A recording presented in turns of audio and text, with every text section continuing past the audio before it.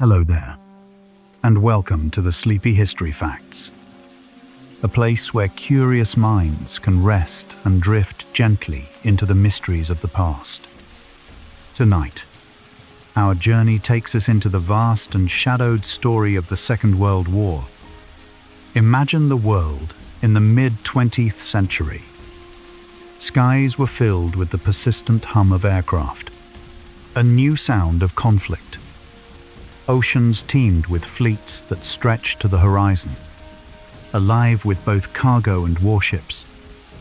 Cities were often wrapped in an eerie silence beneath the glow of blackout curtains, while voices carried by radio brought both comfort and grim resolve to millions waiting in uncertainty across continents. For 6 long years, this global war touched nearly every nation, reshaping not just physical borders but countless individual lives, leaving behind stories both tragic and profoundly extraordinary. If you enjoy these gentle journeys into history, I invite you to like and subscribe, or perhaps share one of your favorite historical facts down in the comments. But for now, settle back. Let the weight of the years drift away, and allow the past to carry you softly toward rest. Now, if you're ready, let's begin. World War II was undeniably the deadliest conflict in human history. The Second World War stands apart from all others, not just in its immense scale but also in the sheer depth of sorrow it brought. Spanning from 1939 to 1945, it ultimately drew in more than 60 nations and impacted nearly every corner of the globe.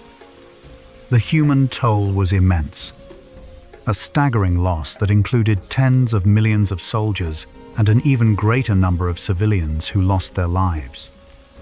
Entire cities were utterly reduced to rubble, and countless families were forever altered, their histories rewritten by the events of these years.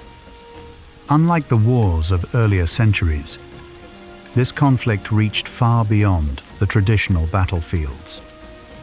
It extended into the skies with devastating bombers, across vast oceans with powerful fleets, and deep into factories where every rivet and every loaf of bread became an integral part of the larger struggle for survival.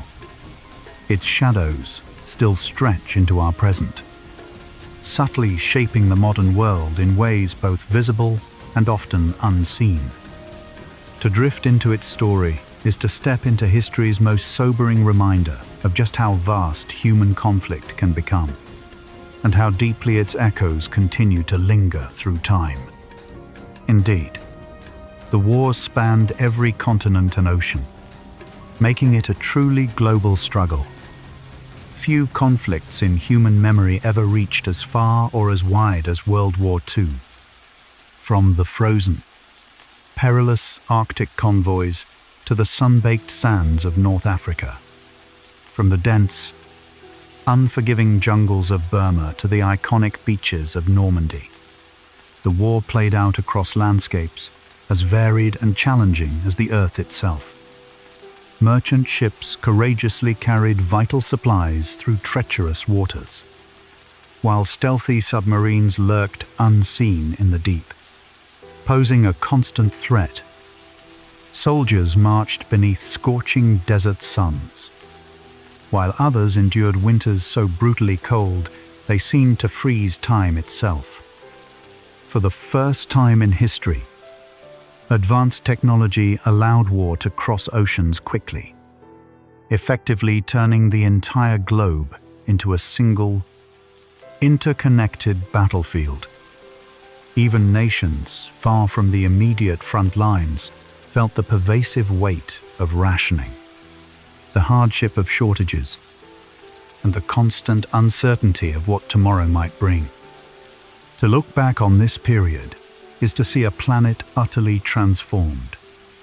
Every shore touched, every sea crossed, every sky alive with the movements and anxieties of a world caught in a profound and unprecedented conflict. Codebreakers at Bletchley Park played a crucial role, helping to significantly shorten the war. Behind the quiet, unassuming gates of Bletchley Park in England, a secret war was being fought, not with bullets and bombs, but with pencil, paper, and remarkable machines that were the direct ancestors of today's powerful computers.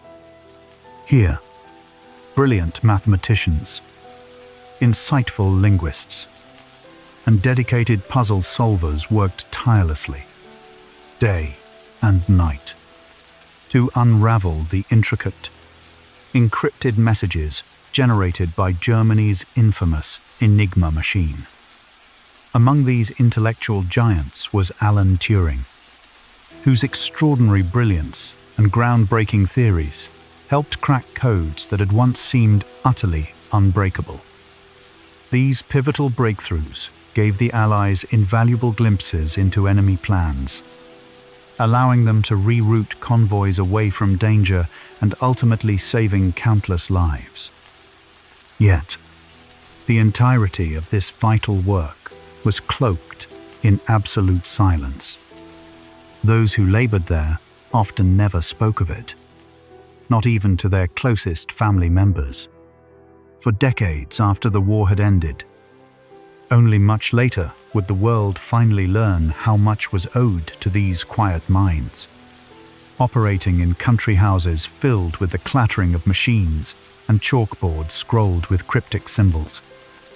Their collective contribution was a testament to patience, formidable intellect, and relentless persistence, a profound reminder that wars are not only won on bloody battlefields, but also in the subtle whispers of hidden rooms and the quiet triumphs of the mind. The Manhattan Project secretly built the first atomic bombs, unleashing a new era. In a network of laboratories scattered across the United States, Britain, and Canada, a secret project of unprecedented scale took shape, one so vast and deeply hidden that even many who worked on it did not fully grasp its ultimate scope. Known as the Manhattan Project, it brought together thousands of the world's leading scientists, engineers, and dedicated workers with a singular, awe-inspiring goal: to unlock the immense power hidden inside the very atom.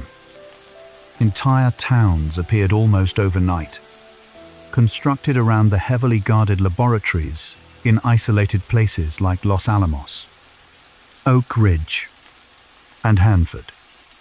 The effort was truly unprecedented, seamlessly blending cutting-edge science, massive industrial production, and absolute secrecy on a scale the world had never witnessed before.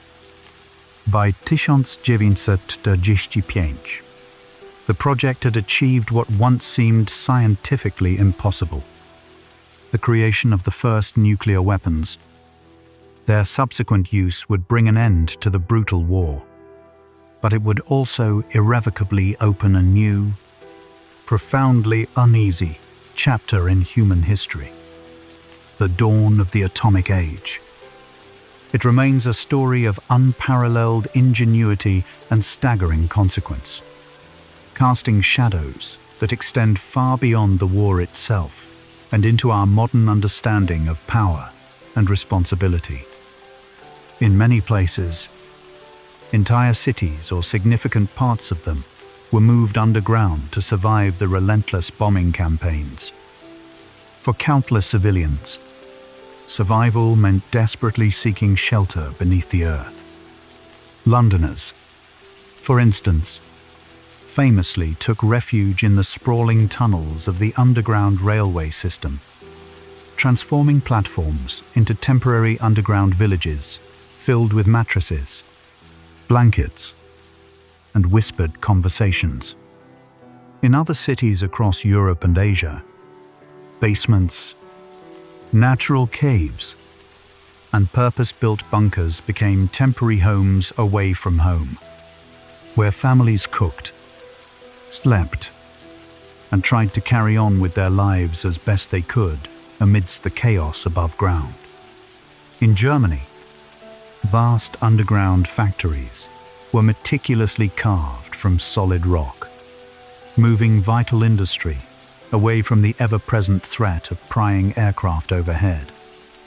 Children played by flickering candlelight, and neighbors formed small, close-knit communities beneath streets that often echoed with the distant thunder of explosions.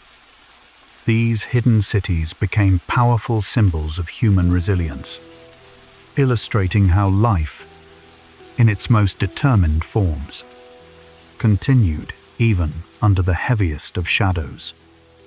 When people finally emerged after the air raids, blinking in the daylight, they carried with them both profound relief and deep sorrow, alongside the unshakable memory of nights when the safest place in the world was beneath the very ground they walked upon. Women took over entire industries while men went to war, fundamentally reshaping societal roles. With millions of men drawn into the intense demands of battle, factories, farms, and offices across the globe faced critical shortages of labor. In this unprecedented moment, women bravely stepped forward to fill the gap, entering industries and professions that had long been closed off to them. They were seen riveting steel plates onto aircraft, meticulously assembling munitions, driving buses on city streets, tilling fields to feed their nations, and even working as mechanics and skilled welders, roles previously considered exclusively male. Propaganda posters celebrated their crucial contribution, the most famous being Rosie the Riveter, who became an iconic symbol of strength and determination with her rolled-up sleeves. Yet, beyond the patriotic slogans was the reality of real labor, often exhausting, frequently dangerous, and always essential. Many women balanced these demanding new roles with the ongoing responsibilities of caring for children and maintaining households. The war profoundly reshaped ideas of what women could achieve, leaving behind a lasting legacy of empowerment and significant social change that extended far beyond 1945. For many, it was the first time their invaluable work had been formally recognized as absolutely essential to a nation's survival, a quiet but enduring revolution born in the shadow of war. The war also saw the first widespread use of computers in history, marking a technological revolution. During the intense pressures of the war, the urgent need to process vast amounts of information faster than ever before led to one of history's greatest innovations, the very birth of computers. Pioneering machines like the British Colossus and the American ENIAC were developed to perform complex calculations at speeds no human could possibly match. At Bletchley Park, the Colossus machine played a critical role in helping to crack intricate coded messages. While ENIAC was specifically designed to calculate artillery trajectories with unparalleled precision, though these early machines were massive, often humming loudly with thousands of vacuum tubes and miles of intricate wiring, they marked the foundational first steps into the digital world we inhabit today. Few at the time could have imagined that these room-sized devices would one day shrink into the powerful tools carried in our pockets. Yet, their origin lies firmly in a time of immense urgency, profound secrecy, and undeniable necessity. In the quiet glow of their blinking lights and the rhythmic whirring of their spinning tape reels, the future of technology was quietly awakening, a legacy that would outlast the war by decades, shaping the modern age in ways no one could have possibly foreseen. Millions of prisoners of war were taken across the globe, becoming a hidden population of the conflict. Captured soldiers became an often overlooked segment of the war's human toll. A hidden population. Prisoners were moved across international borders and vast oceans, confined in camps that ranged from crude, temporary barbed wire enclosures to sprawling, more permanent compounds. Conditions varied greatly depending on the captors and the location. Some prisoners found themselves forced into brutal labor, while others endured harsh treatment, constant deprivation, or unimaginable psychological torment. Yet, even amid such profound hardship, the resilience of human connections often persisted. Secret schools were formed to continue education. Plays and concerts were bravely staged to maintain morale, and unexpected friendships grew across national lines. Letters from home were treasured like priceless jewels. Read and reread until the paper itself wore thin from handling. For many, captivity stretched into years, with the world outside reduced to distant rumors. Liberation, when it finally came, was both intensely joyous and profoundly disorienting, as those who had been hidden away for so long stepped once more into a world utterly transformed by the very war they had endured. Their poignant stories remind us of the war's quieter struggles, battles not of weapons, but of endurance, patience, and the unwavering will to hold on until peace finally returned. Among the darkest shadows of the war was the Holocaust, which tragically claimed 6 million Jewish lives. The Holocaust represents the systematic persecution and horrific murder of 6 million Jewish men, women, and children, alongside millions of others targeted by the genocidal ideology of Nazism. It unfolded not in sudden, isolated acts of violence alone, but through years of increasingly restrictive laws. The brutal confinement of ghettos, forced deportations, and the construction of vast camps built specifically for extermination. Entire communities that had flourished for centuries were meticulously erased from existence. Survivors carried memories too heavy, too terrifying to ever fully put into words. Yet, many bravely bore witness, ensuring that the world would remember this atrocity. The Holocaust remains a central, undeniable truth of the war, serving as a chilling warning of what happens when hatred is left unchecked, when indifference prevails, and when humanity turns savagely against itself.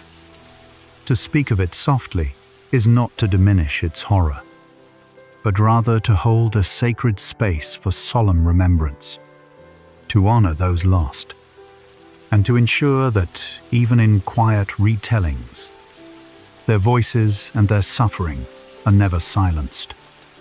It is a fact that forever shapes our understanding of history and, indeed, of ourselves.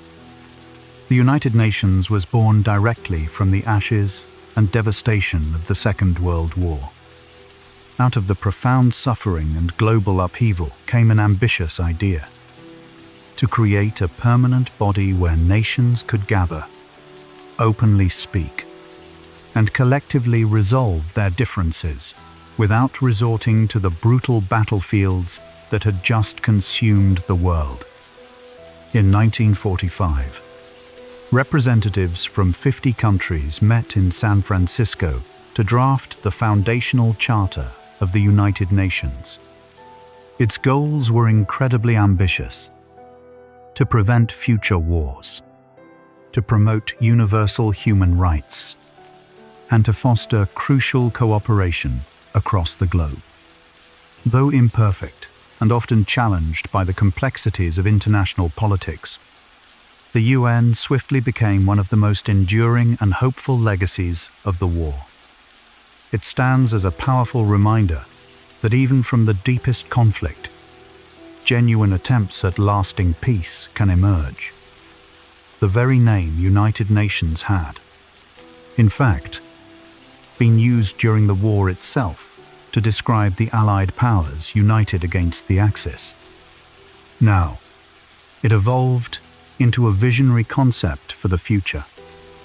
For those living through the immediate aftermath, the creation of the UN symbolized a fragile but deeply hopeful step toward a world where dialogue, diplomacy, and mutual understanding might finally take the place of devastating conflict. The war truly began with the brutal invasion of Poland. On the first day of September 1939, German forces crossed the Polish border, unleashing a storm of aggression that would soon spread across the entire world.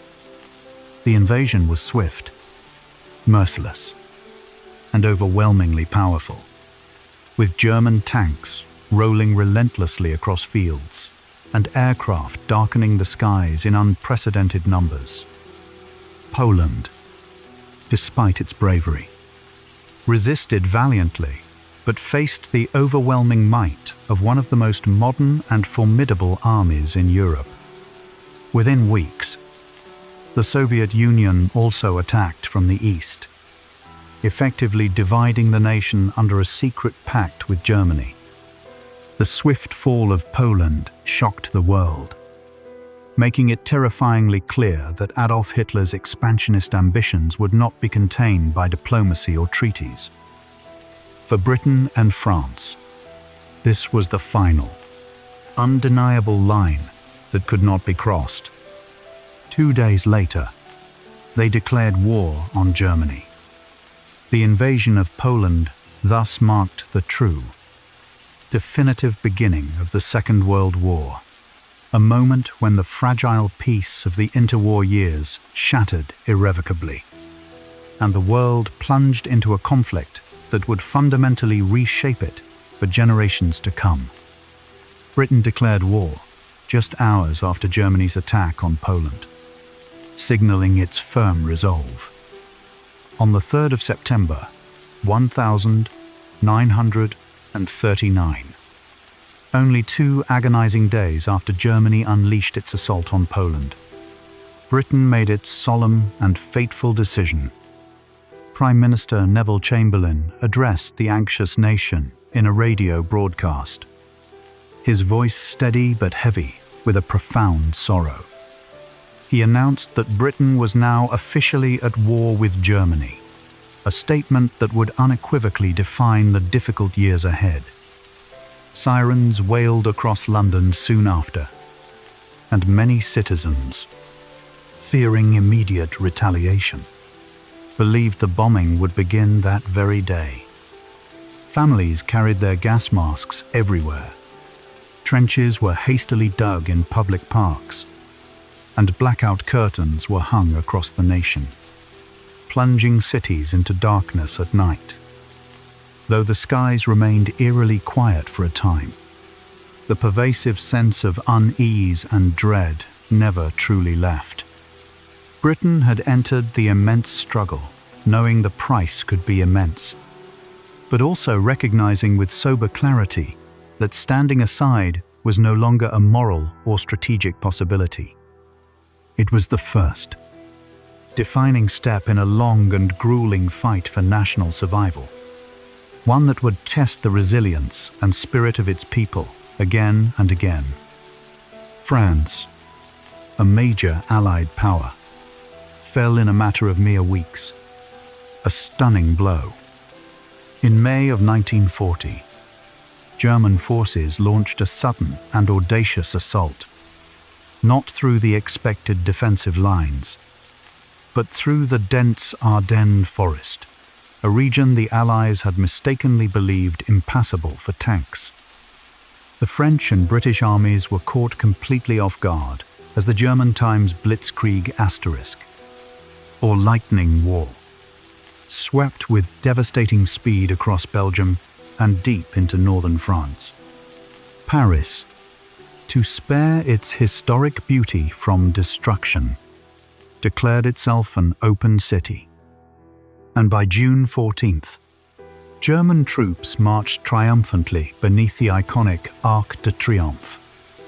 The French government soon signed a humiliating armistice, effectively dividing the country into occupied and unoccupied zones. What had been anticipated as a long, grinding war of attrition in the trenches, reminiscent of World War I, instead collapsed with breathtaking speed in mere weeks. For the Allies, the rapid fall of France was a stunning and deeply sobering moment. It left Britain standing virtually alone against the formidable might of Nazi Germany in Western Europe, and dramatically demonstrated the devastating effectiveness of speed, coordination, and surprise in modern warfare. The entire world watched, stunned and aghast at how quickly the geopolitical map of Europe had been so violently transformed. The Blitz brought nightly bombings to London and other major British cities, enduring months of terror. Beginning in September of 1940, London and other vital British urban centres endured months of relentless, nightly bombing raids by the German Luftwaffe, known simply as the Blitz, a shortened version of the German word times Blitzkrieg asterisk, meaning lightning war. These brutal attacks turned the night sky into a terrifying canvas of fire, explosions, and sweeping searchlights. Families crowded into air raid shelters, some deep within the tunnels of the underground, listening in terror as bombs whistled down overhead. Entire neighborhoods were reduced to smoldering rubble, and historic landmarks like St. Paul's Cathedral narrowly survived, standing as defiant symbols. Yet, amid the widespread destruction, an extraordinary spirit of resilience shone through.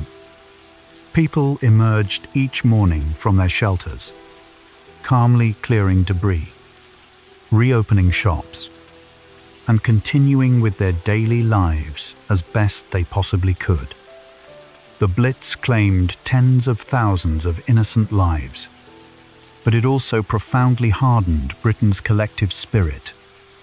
The enduring image of Londoners calmly sipping tea amid the ruins became a powerful symbol of defiance, showing the world that the city and its people would not break under the terrifying shadow of the swastika flying across the English Channel. The Battle of Britain was fought almost entirely in the air, a pivotal struggle for control of the skies. In the tense summer and autumn of 1940, Britain faced its gravest threat, a looming German invasion. Germany, under Operation Sea Lion, prepared a massive plan to cross the English Channel. But first, it absolutely needed to gain air superiority over Britain. What followed was the Battle of Britain, the first major military campaign in history fought almost entirely by air forces.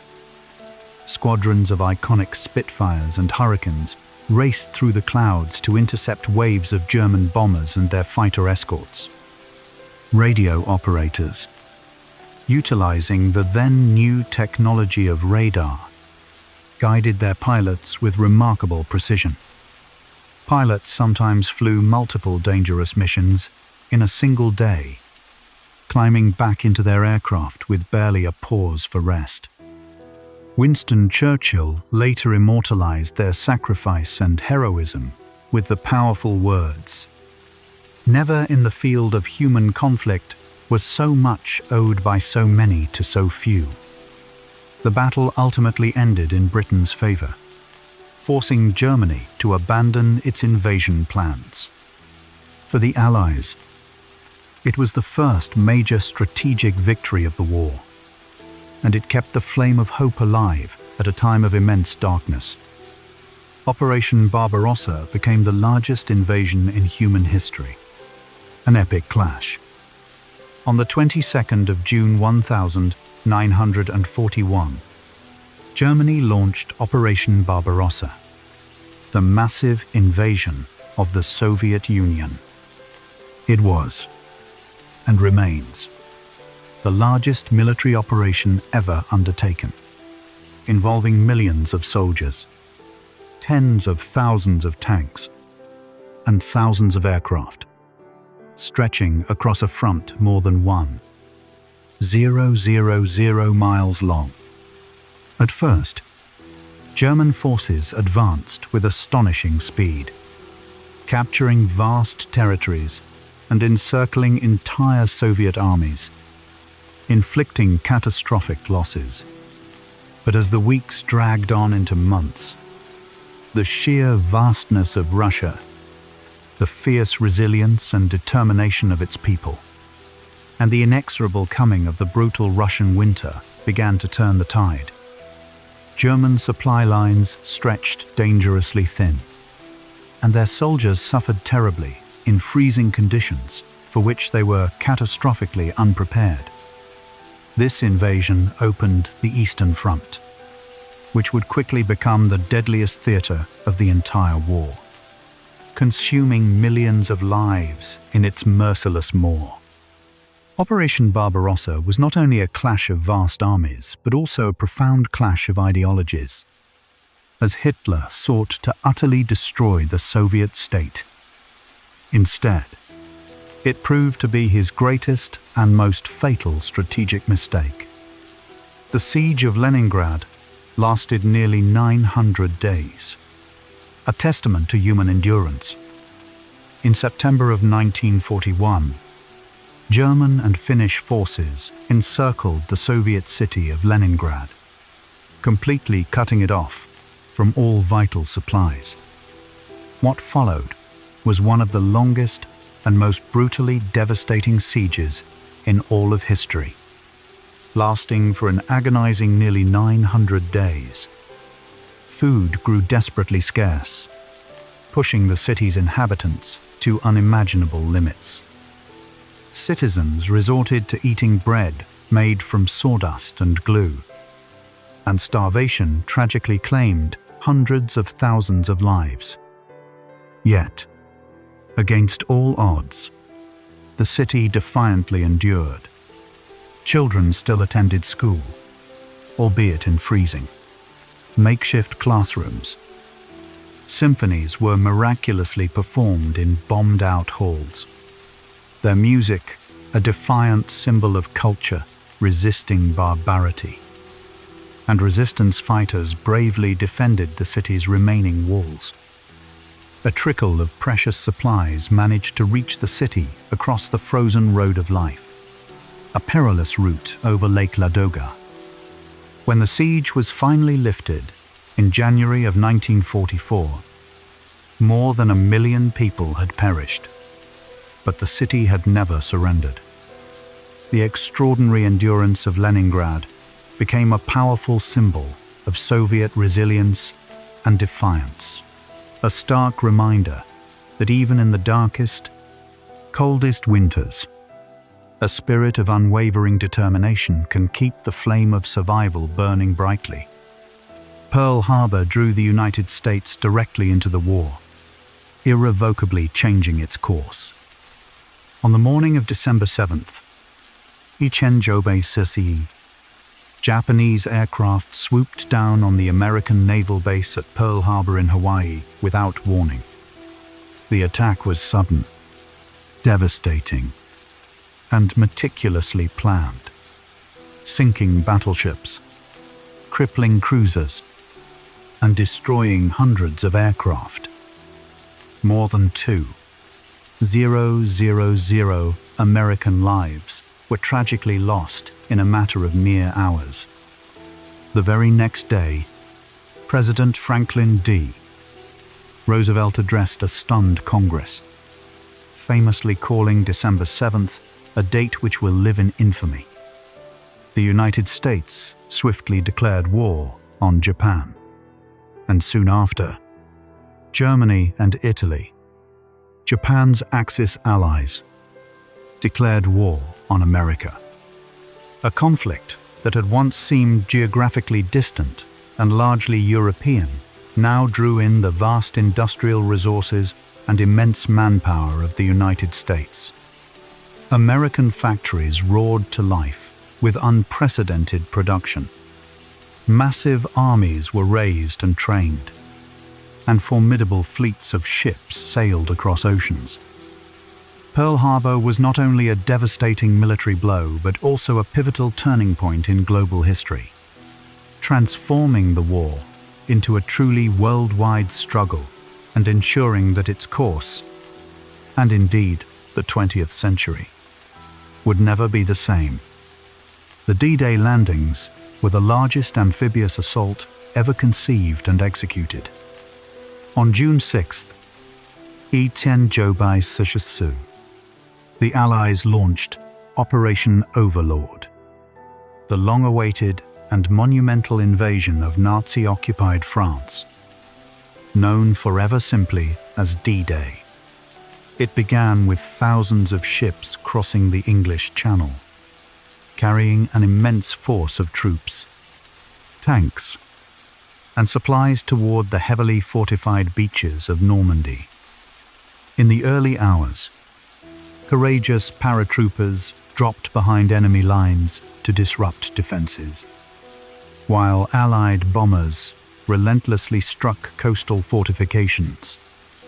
As dawn broke, waves of soldiers stormed ashore under heavy, deadly fire, facing immense German resistance.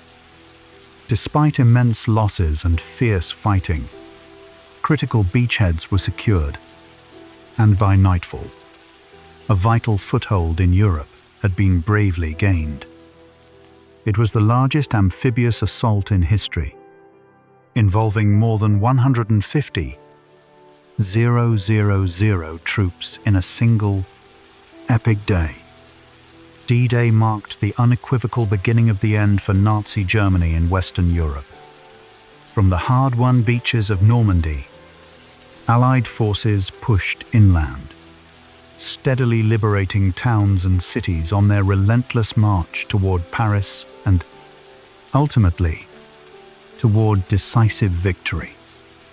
It remains one of the most remarkable feats of coordination, planning, and sheer bravery in military history. The war in the Pacific was fundamentally marked by island-hopping battles, a grueling and costly strategy. After entering the war following Pearl Harbor, the United States and its allies faced the daunting challenge of reclaiming vast stretches of territory occupied by Imperial Japan. The strategic approach they adopted became famously known as island hopping. Rather than attempting to capture every single Japanese-held island, Allied forces instead targeted key strategic locations that could serve as vital bases for airfields and naval operations, slowly but inexorably moving closer to Japan's home islands. Battles on places like Guadalcanal, Tarawa, and Saipan were extraordinarily fierce and brutal, fought in dense jungles, across treacherous coral reefs, and over unforgiving volcanic terrain. Soldiers endured extreme heat, rampant disease, and relentless enemy resistance, often to the last man. Each hard-won victory brought the Allies one step nearer to Japan, but always at an immense human cost. By 1945, This demanding strategy had carried them across the vast Pacific, setting the stage for the final bloody battles on Iwo Jima and Okinawa. Island hopping starkly revealed the brutal and unforgiving nature of the Pacific War, a struggle where geography, sheer endurance, and unwavering determination profoundly shaped the course of history. Adolf Hitler survived more than a dozen assassination attempts throughout his dictatorial rule. Throughout the war, Adolf Hitler, the undisputed leader of Nazi Germany, was the target of numerous clandestine plots to end his life. German officers, various resistance groups, and even some individuals within his own military leadership sought to stop him and alter the course of the war. One of the most famous and meticulously planned efforts came on July 20th. When Colonel Klaus von Stauffenberg placed a bomb inside a briefcase at a meeting attended by Hitler. The resulting explosion killed several people and caused significant damage. But incredibly, Hitler survived with only minor injuries, a twist of fate that astonished many. Other plots involved schemes like poisoned food, sabotaged aircraft, and cunning snipers waiting for the perfect moment. Each attempt failed, often due to astonishing chance or unforeseen circumstances, which only allowed Hitler to tighten his paranoid grip on power and ruthlessly punish the conspirators. The fact that he survived more than a dozen serious attempts remains one of history's unsettling curiosities. Had even one succeeded, the war's devastating course might have been dramatically different. But fate, as it transpired, allowed the conflict to continue until Germany's ultimate and unconditional defeat the following year. Japan once seriously planned to invade Hawaii itself, an incredibly ambitious goal. After the devastating surprise attack on Pearl Harbor, Japanese leaders briefly considered an even more audacious and far-reaching plan: a full-scale invasion of the Hawaiian Islands. Capturing these strategic islands would have provided Japan with a powerful and permanent foothold deep in the Pacific, effectively cutting off crucial American supply lines to Australia and threatening the U.S. West Coast directly. However, the ambitious plan was ultimately abandoned. Hawaii was heavily defended by American forces, and the monumental logistical challenge of supplying and maintaining a large occupation force across thousands of miles of ocean proved to be far too great. Instead, Japan turned its focus to fortifying its existing island holdings, creating a vast defensive perimeter across the Pacific. While the invasion never materialized, the mere idea demonstrates just how bold and expansive Japanese strategic thinking once aimed to be. For the people of Hawaii, the war was already close enough with blackouts, rationing, and fears of further attacks. The thought that an invasion was once seriously considered reminds us just how precarious the balance of power in the Pacific truly was in those tumultuous early war years. German submarines, or U-boats, nearly starved Britain into submission during the early years of the war. During the early and desperate years of the conflict, German U-boats prowled the vast Atlantic Ocean with deadly effectiveness. Their mission was brutally simple, yet devastatingly impactful: to sink the vital merchant ships carrying food, weapons, and essential raw materials to Britain, an island nation utterly dependent on sea lanes. At the height of this relentless campaign, Britain was losing hundreds of thousands of tons of shipping each month. Consequently, basic necessities like bread, butter, and even other staples grew desperately scarce, and strict rationing became an inescapable way of life for every citizen. Convoys, protected by destroyers and long-range aircraft, helped to reduce these catastrophic losses, but the danger remained constant and terrifying.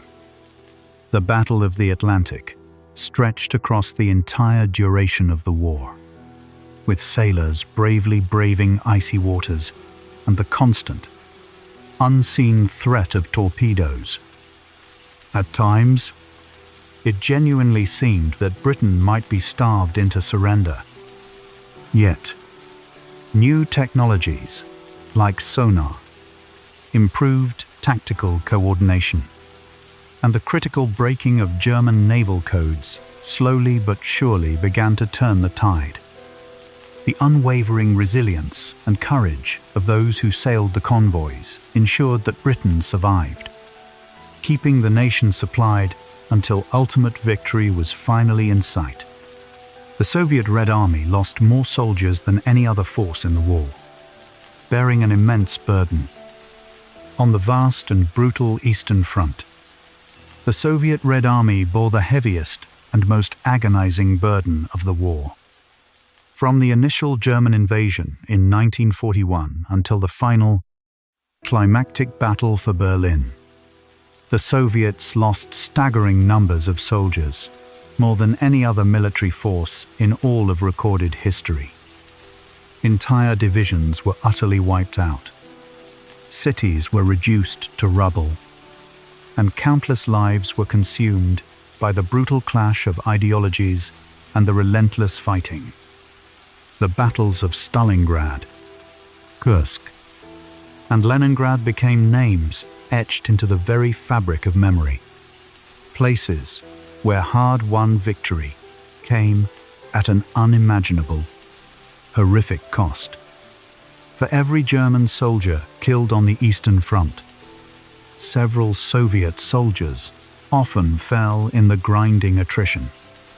Yet, despite these colossal losses, the Red Army endured, adapted with ferocious determination, and eventually pushed relentlessly westward, driving the Axis forces back across Eastern Europe, all the way to Berlin. The sacrifice was immense, leaving deep and enduring scars that remain in Russian memory to this very day. It served as a stark, grim reminder that the defeat of Nazi Germany ultimately came only through suffering on a truly colossal and unprecedented scale. The United States produced almost half of all war goods globally. Once the United States entered the war, its vast industrial capacity transformed it into an unstoppable arsenal of democracy. The dormant industrial might of the United States swiftly roared to life. Factories that had previously churned out automobiles and consumer goods were rapidly repurposed, becoming dedicated plants for the production of tanks, planes, and ships at an astonishing, almost unimaginable pace. Men and women toiled relentlessly, often around the clock, on vast assembly lines, meticulously welding steel and riveting the wings of countless aircraft. By the war's conclusion, the United States had remarkably manufactured almost half of all the war materiel utilized by the Allied powers, including millions of rifles, tens of thousands of aircraft, and an inexhaustible flow of other crucial supplies, truly embodying the moniker arsenal of democracy. American industrial capacity wasn't just vital for its own military, it also proved instrumental in equipping Great Britain, the Soviet Union, and other Allied nations with the critical weaponry and essential materials they desperately required. This unparalleled industrial strength demonstrably shifted the tide of the war, unequivocally proving that victory could be forged not solely on distant front lines, but also decisively on the bustling factory floors throughout the American heartland. Then, a stark reminder that the war was closer than many realized. German U-boats began patrolling the American coastline. In the early months of 1942, German submarines made a shocking appearance, operating alarmingly close to the very shores of the United States. In an initiative codenamed Operation Drumbeat, these stealthy U-boats relentlessly targeted Allied shipping along the East Coast, mercilessly sinking tankers and freighters, often within plain sight of American beaches. Under the cover of darkness, the ambient glow from coastal cities inadvertently silhouetted passing ships, rendering them tragically easy targets for the lurking U-boats. It took considerable time and concerted effort before widespread blackouts, organized convoy systems, and significantly increased naval patrols finally managed to mitigate this palpable threat. For many Americans, the ongoing global conflict had until then felt like a distant affair. Suddenly, shockingly, it arrived directly on their doorstep. Fishermen reported sighting periscopes. Grim lifeboats frequently washed ashore, and residents of coastal towns lived with the unsettling, gnawing knowledge that enemy submarines were constantly lurking just offshore. Although this harrowing campaign was relatively brief when compared to the vast, protracted Battle of the Atlantic, it nevertheless left an indelible and chilling impression. It served as a stark, visceral reminder that no place was entirely immune to the war's reach, and that the vast oceans surrounding America were not merely protective barriers, but rather vulnerable and accessible front lines of conflict. Meanwhile, a different kind of horror unfolded in Europe, where entire villages were wiped out in brutal reprisals. Across occupied Europe, courageous acts of resistance, though essential, frequently provoked terrible and disproportionate retaliation from the occupying forces. When partisans bravely attacked German soldiers or sabotaged vital railway lines, innocent civilians in entire villages sometimes paid the ultimate price.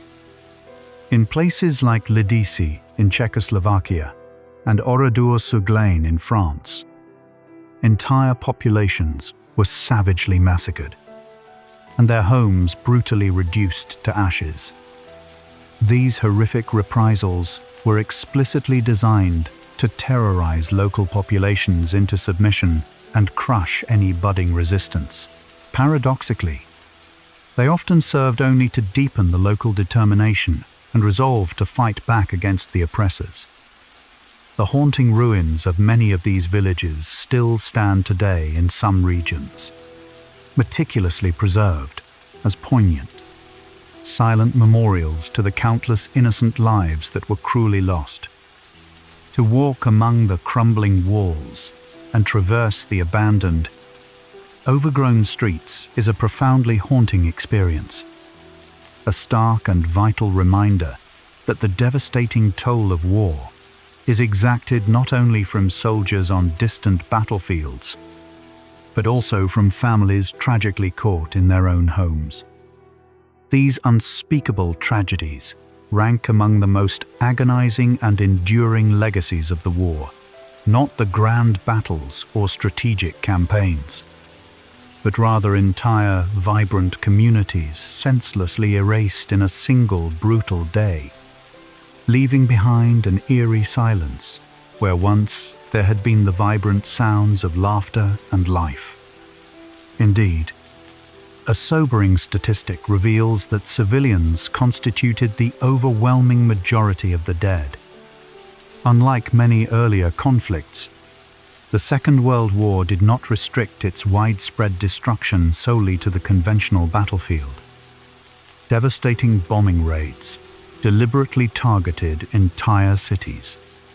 Relentless starvation tragically swept through blockaded regions, and horrific massacres became a grim reality across occupied lands. As a direct and tragic consequence, civilians accounted for the overwhelming majority of the deceased. Families routinely huddled together in damp, cold cellars seeking refuge. Children, instead of carrying school books alone, often carried their gas masks to school as a matter of routine. Ordinary daily life inexorably became inextricably entwined with the constant struggle for survival. Across Asia, Europe, and indeed far beyond, millions of innocent people who never once carried a weapon found themselves irrevocably caught in the raging storm of war. Their harrowing experiences serve as a powerful and enduring reminder that conflict reshapes not merely armies, but entire societies from their very foundations. The poignant memory of this immense civilian suffering is meticulously preserved in countless diaries, etched into the haunting ruins of destroyed places, and relayed through the quiet, often reluctant, testimonies of survivors. It is perhaps the most profoundly sobering fact of the entire conflict that ordinary men, women, and children collectively bore a weight of loss and suffering far greater, in many respects, than most generals or even frontline soldiers ever carried. It is within their individual stories that the true, agonizing human cost of war is laid bare and profoundly revealed. Meanwhile, a more mundane yet pervasive change. Rationing fundamentally altered how people ate across the entire world. During the long years of the war, severe food shortages became an inescapable daily reality for millions. In Great Britain, essential commodities like butter, sugar, and meat were strictly rationed, with each person issued a limited number of small coupons.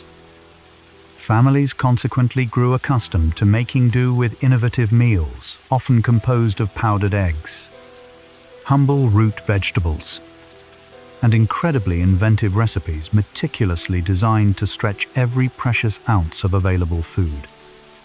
In both Germany and the Soviet Union, shortages were even more brutally harsh, with many citizens barely surviving on little more than a meager ration of bread. Across the globe, this widespread rationing not only drastically changed traditional diets, but also reshaped age-old culinary traditions and profoundly taught entire generations the invaluable, albeit difficult, lesson of how to make do with significantly less, even in the United States, where overall food supplies were comparatively more abundant. Ration books still strictly limited items such as sugar, coffee, and gasoline, serving as a constant, tangible reminder to all citizens that the war indeed touched every single person's life. Rationing was implemented not merely as a response to scarcity, but also as a crucial principle of fairness, designed to ensure that each individual received an equitable share of dwindling resources. Despite its inherent difficulties, it remarkably fostered a profound sense of collective sacrifice, with people genuinely believing that their small, personal adjustments and sacrifices directly contributed to fueling the vital war effort. For countless individuals, these formative years left indelible memories of both profound hardship and remarkable human ingenuity. Complementing rationing efforts, victory gardens helped feed millions during the war. To further supplement their rationed food supplies, families across the world enthusiastically planted what quickly became known as victory gardens. In countless backyards, schoolyards, and even designated city parks, humble patches of earth soon blossomed with a vibrant array of essential vegetables and herbs. In both Britain and America, ubiquitous posters powerfully urged citizens to dig for victory, while in Canada and Australia, similar widespread campaigns actively encouraged people to cultivate their own food. Simple yet essential crops like carrots, beans, potatoes, and cabbages rapidly became dietary staples, meticulously tended by hands, both young and old. Beyond merely providing fresh produce, these invaluable gardens significantly boosted public morale and instilled in families a precious sense of agency and control amidst incredibly uncertain times. Children learned the practical skills of gardening alongside their parents, and neighbors frequently shared their bountiful harvests with one another, fostering a strong sense of community. By the war's conclusion, millions of tons of food had been remarkably produced through these collective efforts, significantly helping to alleviate pervasive food shortages. The widespread Victory Garden movement powerfully demonstrated that even numerous small, individual contributions could collectively add up to something truly vast and impactful. A quiet, green army of dedicated gardeners, tirelessly supporting those who bravely fought abroad. In a testament to adaptability, dogs, pigeons, and even dolphins served in various combat-related roles. Animals played truly extraordinary and often unsung roles during the Second World War, serving alongside humans in ways that were both profoundly practical and undeniably heroic. Dogs fearlessly carried crucial messages across perilous battlefields, sniffed out hidden mines, and offered invaluable companionship and comfort to weary, homesick soldiers. Pigeons, with their speed and silent flight, reliably carried vital communications when more modern radios failed, with some astonishingly completing missions even through fierce storms and heavy gunfire. One particularly famous pigeon, named Cher Ami, famously delivered a message that saved hundreds of lives in France. Horses, despite the age of mechanized warfare, still faithfully pulled carts and heavy artillery in many regions where fuel was a precious and scarce commodity, while robust camels, strong mules, and even elephants were utilized to carry essential supplies through challenging deserts and dense jungles. Remarkably, even dolphins were trained for specialized tasks, specifically to locate dangerous underwater mines. These remarkable creatures, inherently unable to grasp the complexities of the larger human conflict, nonetheless became an integral part of it, saving lives and subtly shaping the outcomes of battles in ways often overlooked by conventional histories. Their innate loyalty, incredible strength, and sheer resilience serve as a powerful reminder that the war was not exclusively fought by humans alone, but also by countless animals whose dedicated service was indelibly woven into the very fabric of the struggle for survival. Camouflage, too, was pushed to entirely new and ingenious extremes. Deception became a refined art form during the war, and the application of camouflage reached unprecedented levels of creativity and sophistication. Soldiers meticulously painted their vehicles in swirling, disruptive patterns, draped them with nets cleverly covered with natural foliage, and even ingeniously constructed fake trees from which snipers could covertly observe enemy movements. Even naval vessels were painted with striking, bold geometric designs, famously known as dazzle camouflage, specifically intended to confuse enemy submarines about their true speed, course, and direction. Entire airfields were cunningly disguised, with hangars expertly painted to resemble innocuous farmhouses or country roads.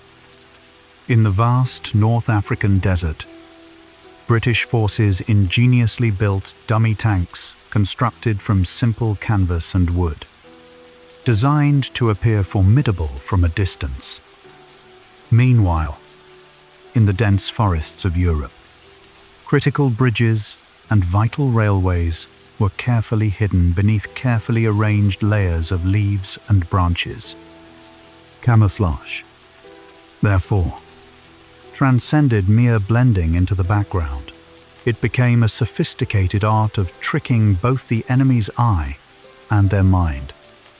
It was, in essence, theatre on the battlefield, where a cleverly painted tarp or a strategically placed net could literally mean the difference between survival and utter destruction. In this intricate war of shadows and illusions, camouflage evolved into a potent weapon all its own.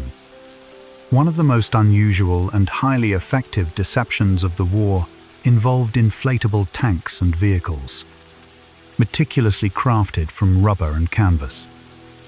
Known collectively as dummy armor, these ingenious creations appeared remarkably convincing from the air, skillfully giving the illusion of massive, formidable armies where, in reality, none existed. The Allies utilized them extensively in the crucial period leading up to the D-Day invasion, establishing elaborate fake camps, complete with dozens of tents, trucks, and even wooden aircraft. This monumental effort, famously nicknamed Operation Fortitude, was brilliantly designed to trick German intelligence into falsely believing that the Allied invasion would land at Pas de Calais instead of the actual target, Normandy.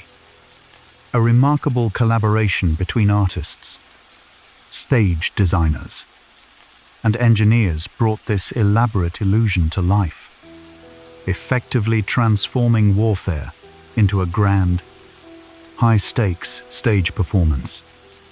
Pilots flying reconnaissance missions overhead were often completely unable to discern the difference, leading German commanders to mistakenly relocate crucial troops to the wrong defensive positions. These inflatable armies played a quiet but absolutely crucial role in profoundly confusing the enemy. They stand as a powerful reminder that sometimes victory is achieved not through brute strength alone, but through brilliant imagination and strategic deception. Propaganda films reached millions of viewers, transforming cinema into a powerful, ubiquitous tool of persuasion during the war. Governments worldwide skillfully produced films designed to boost public morale, actively encourage enlistment into military service, and strategically explain the complex conflict to their respective populaces. In the United States, celebrated directors like Frank Capra famously created the iconic Why We Fight series, which meticulously explained to American audiences why their nation's involvement was not only necessary, but morally imperative. In Great Britain, weekly newsreels brought vivid, often harrowing, images of the Blitz and the battlefield directly into local theaters. Meanwhile, Germany and Japan produced their own sophisticated films, expertly designed to stir fervent nationalism and instill unwavering loyalty among their populations.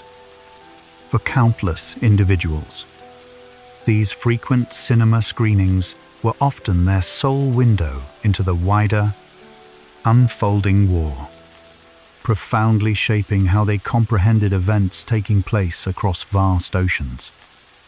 Even popular cartoons were drafted into service, with familiar characters cheerfully reminding citizens to buy war bonds or conscientiously conserve vital resources.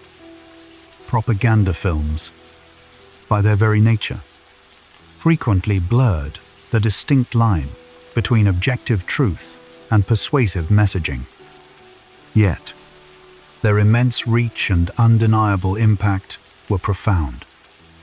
In darkened theaters across the globe, millions absorbed powerful images and compelling stories that undeniably strengthened their resolve, constantly reminding them that their individual sacrifices were an integral part of something far larger and more significant. A significant societal upheaval for the younger generation saw children evacuated from cities to the countryside. For children in Britain, in particular, the war precipitated an unprecedented upheaval in their young lives. Beginning in 1939, hundreds of thousands of children were systematically evacuated from major cities like London and dispatched to live with host families in the safer, often unfamiliar, countryside, far removed from the constant, terrifying threat of aerial bombing. Clutching small suitcases and mandatory gas masks, these children boarded trains, often with little to no knowledge of their ultimate destination. While some were fortunate enough to find kindness and a sense of safety in their new, temporary homes, others tragically faced profound loneliness and considerable hardship. Similar, large-scale evacuations also took place in other war-torn countries, as families desperately sought to shield their youngest and most vulnerable members from the direct dangers and horrors of conflict. For many of these children, these formative years were indelibly marked by strange and often disorienting memories. Sprawling fields and working farms replaced familiar city streets. New schools were attended, and long, painful separations from their parents became a harsh reality.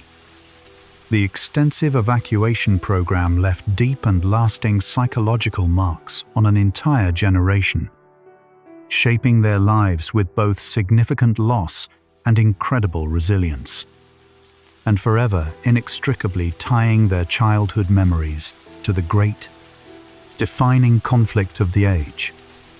In a remarkable display of wartime ingenuity, some countries even used specially prepared monopoly boards to smuggle vital escape tools. Indeed, one of the most ingenious and unexpected wartime deceptions came in the deceptively innocent form of an ordinary board game. In Britain, specially prepared monopoly sets were discreetly sent to Allied prisoners of war POWs incarcerated in German camps, ingeniously disguised as innocuous charitable aid packages. Hidden within the hollowed-out game boards were intricately printed maps on silk, miniature compasses, and even real currency, cleverly tucked away among the play money. These modified games thus provided essential escape tools to those brave prisoners meticulously planning daring flights from captivity.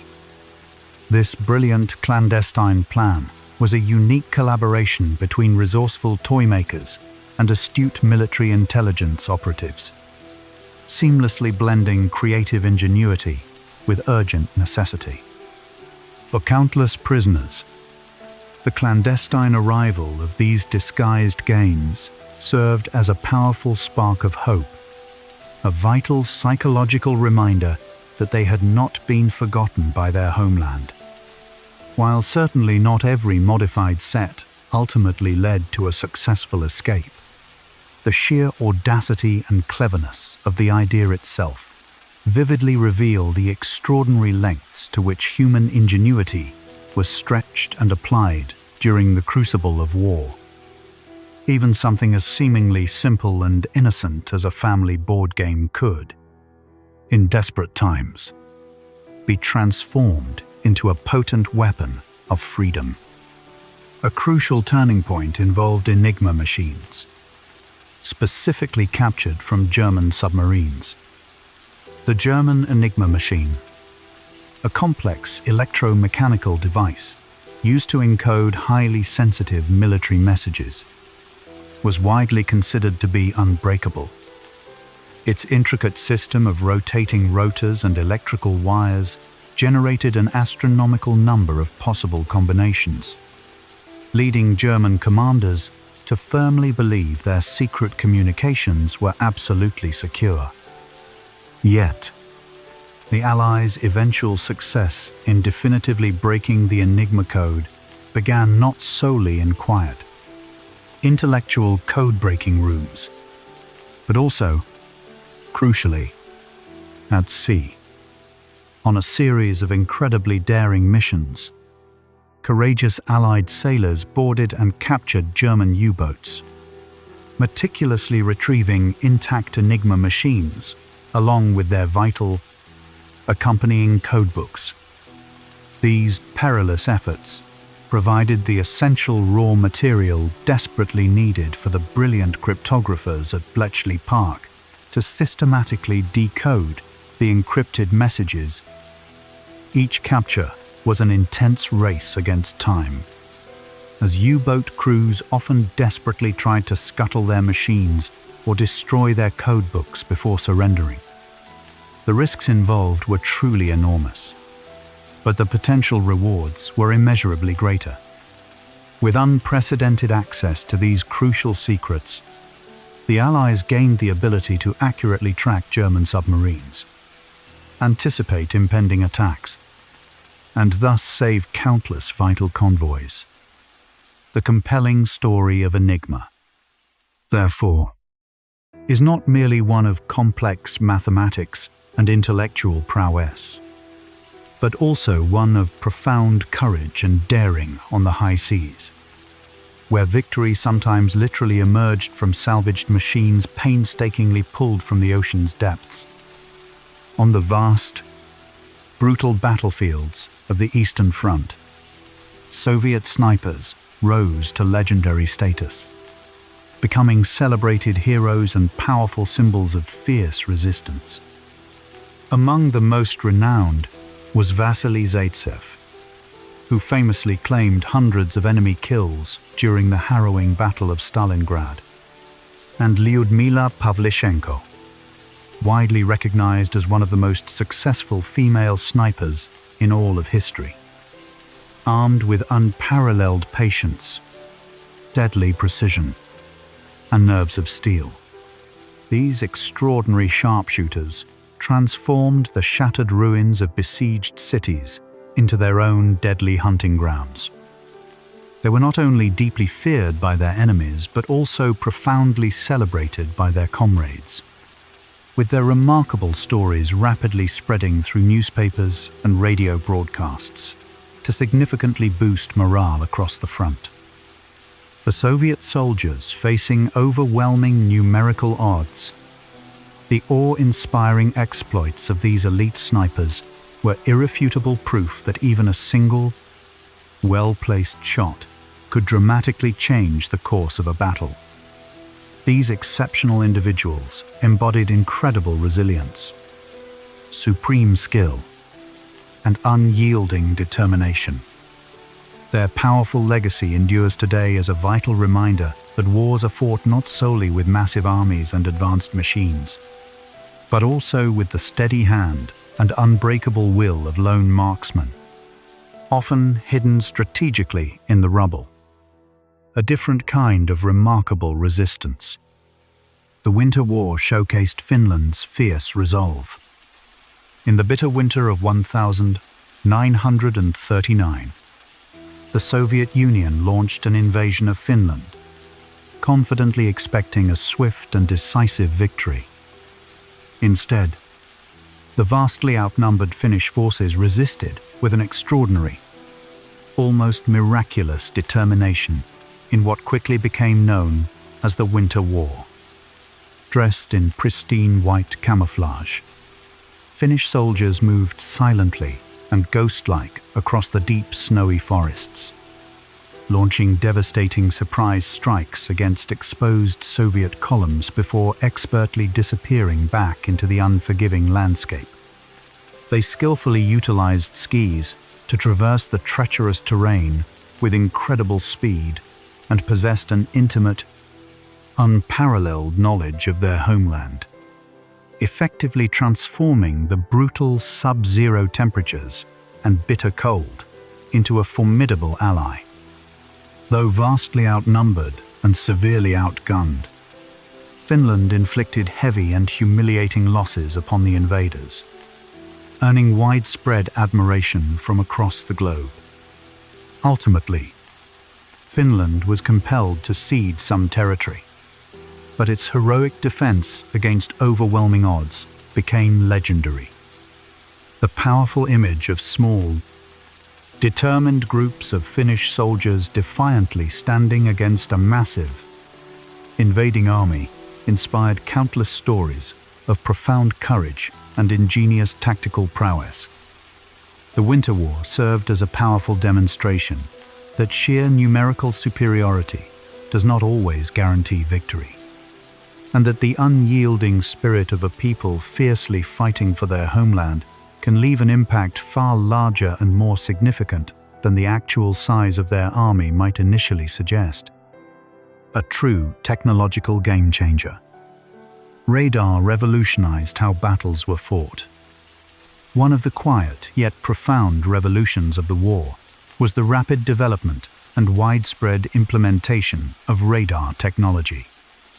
By emitting invisible radio waves and then meticulously detecting their reflections, radar systems allowed operators to detect approaching enemy aircraft or ships long before they became visible to the naked eye. In the critical Battle of Britain, a network of strategically positioned radar stations along the English coast provided crucial, early warnings of incoming German air raids, affording precious minutes for Allied fighters to scramble into the skies and intercept them. At sea, radar proved instrumental in helping Allied ships detect lurking German U-boats and navigate safely through the treacherous darkness and raging storms. This revolutionary technology fundamentally changed the very nature of warfare, decisively shifting the advantage toward those who possessed the ability to see first. Though still very much in its infancy, radar quickly proved utterly indispensable, saving countless lives and profoundly shaping strategic decisions across every theater of conflict. After the war, its transformative applications would expand exponentially into fields like aviation, weather forecasting, and far beyond. But its dramatic story truly began in the tense, pivotal days when knowing what lay hidden beyond the horizon could literally mean the crucial difference between survival and crushing defeat. A leap in aviation. The war directly inspired the invention and rapid development of the jet engine. Before the Second World War, aircraft propulsion relied entirely on propellers. However, visionary engineers in both Germany and Britain were already secretly experimenting with a radical new concept: the jet engine. During the intense period of conflict, this groundbreaking technology made an astonishing leap forward, rapidly producing the world's first operational jet-powered planes.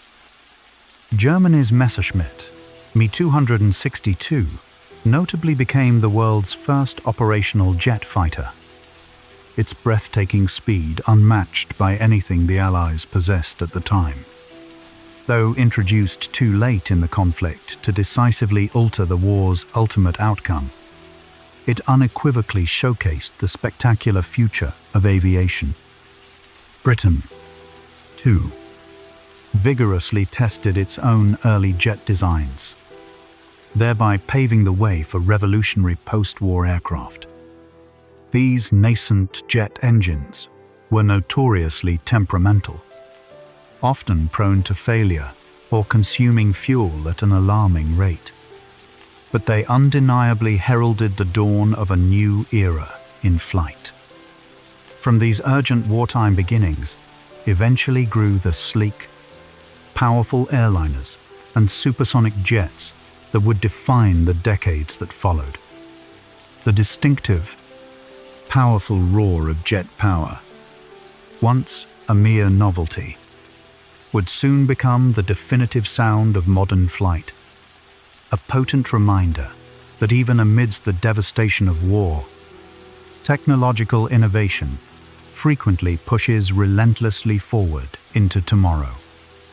A terrifying new weapon. Rockets were first deployed as long-range instruments of war. While the fundamental idea of launching weapons through the sky was not entirely new, the Second World War transformed rockets from theoretical experiments into grim, battlefield realities. Germany developed the infamous V-1 flying bomb, a pilotless, pulse-jet aircraft that buzzed ominously through the air before plummeting into its targets in Britain. Even more advanced and terrifying was the V-2 rocket, the world's first ballistic missile, the first weapon to travel faster than sound and reach the very edge of space before hurtling back down to Earth. Civilians in London, Antwerp, and other European cities endured these sudden, silent, and utterly unstoppable strikes, against which there was virtually no real defense. Though undeniably terrifying, these pioneering weapons also heralded the birth of modern rocketry. Critically, after the war, captured German scientists and their advanced technology became the foundational bedrock for both the American and Soviet space programs.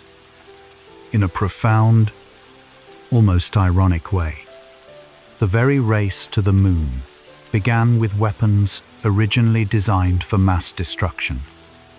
The complex story of rockets in the war is thus both haunting and remarkably prophetic, a powerful reminder of how human invention can ultimately serve many, often contradictory, paths. A medical breakthrough.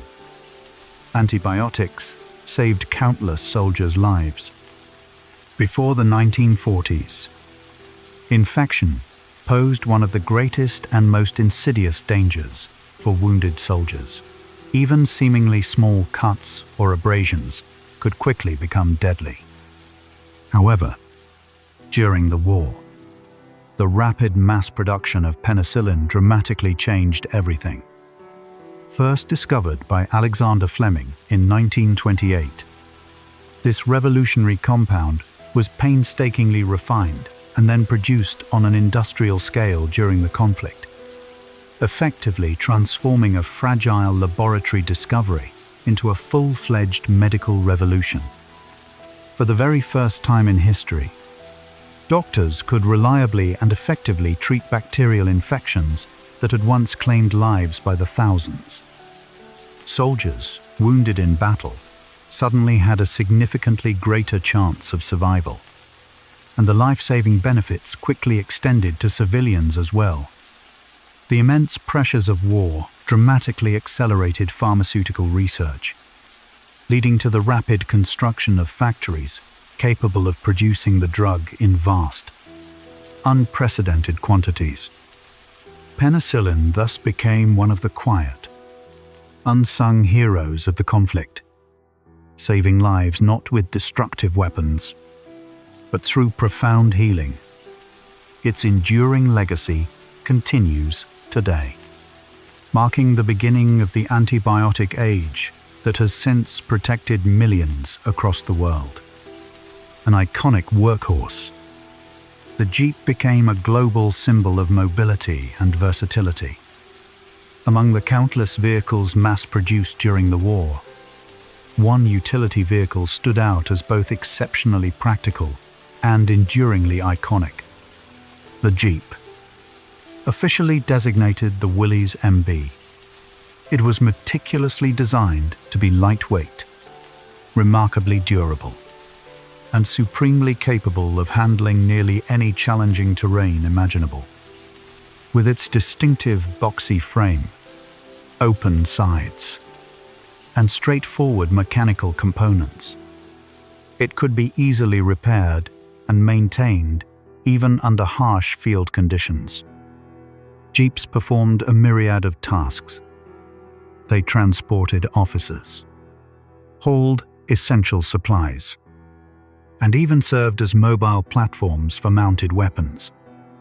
They traversed vast deserts, dense jungles, and unforgiving battlefields, quickly earning a legendary reputation as nearly indestructible.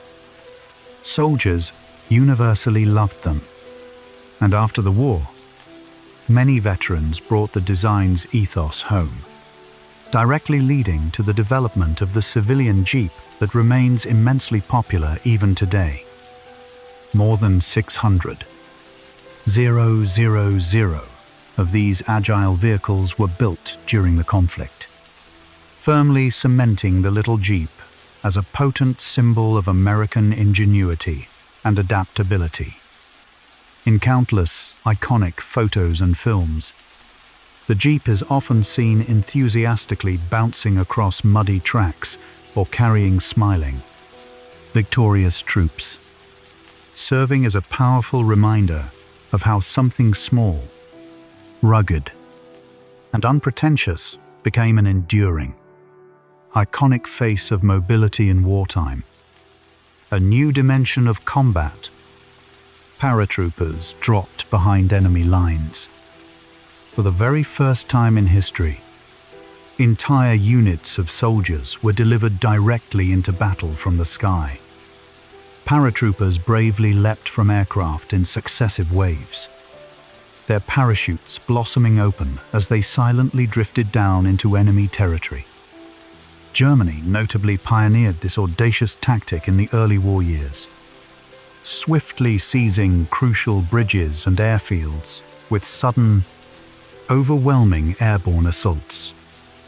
The Allies soon followed suit, rigorously training elite divisions such as the American 82nd and 101st Airborne.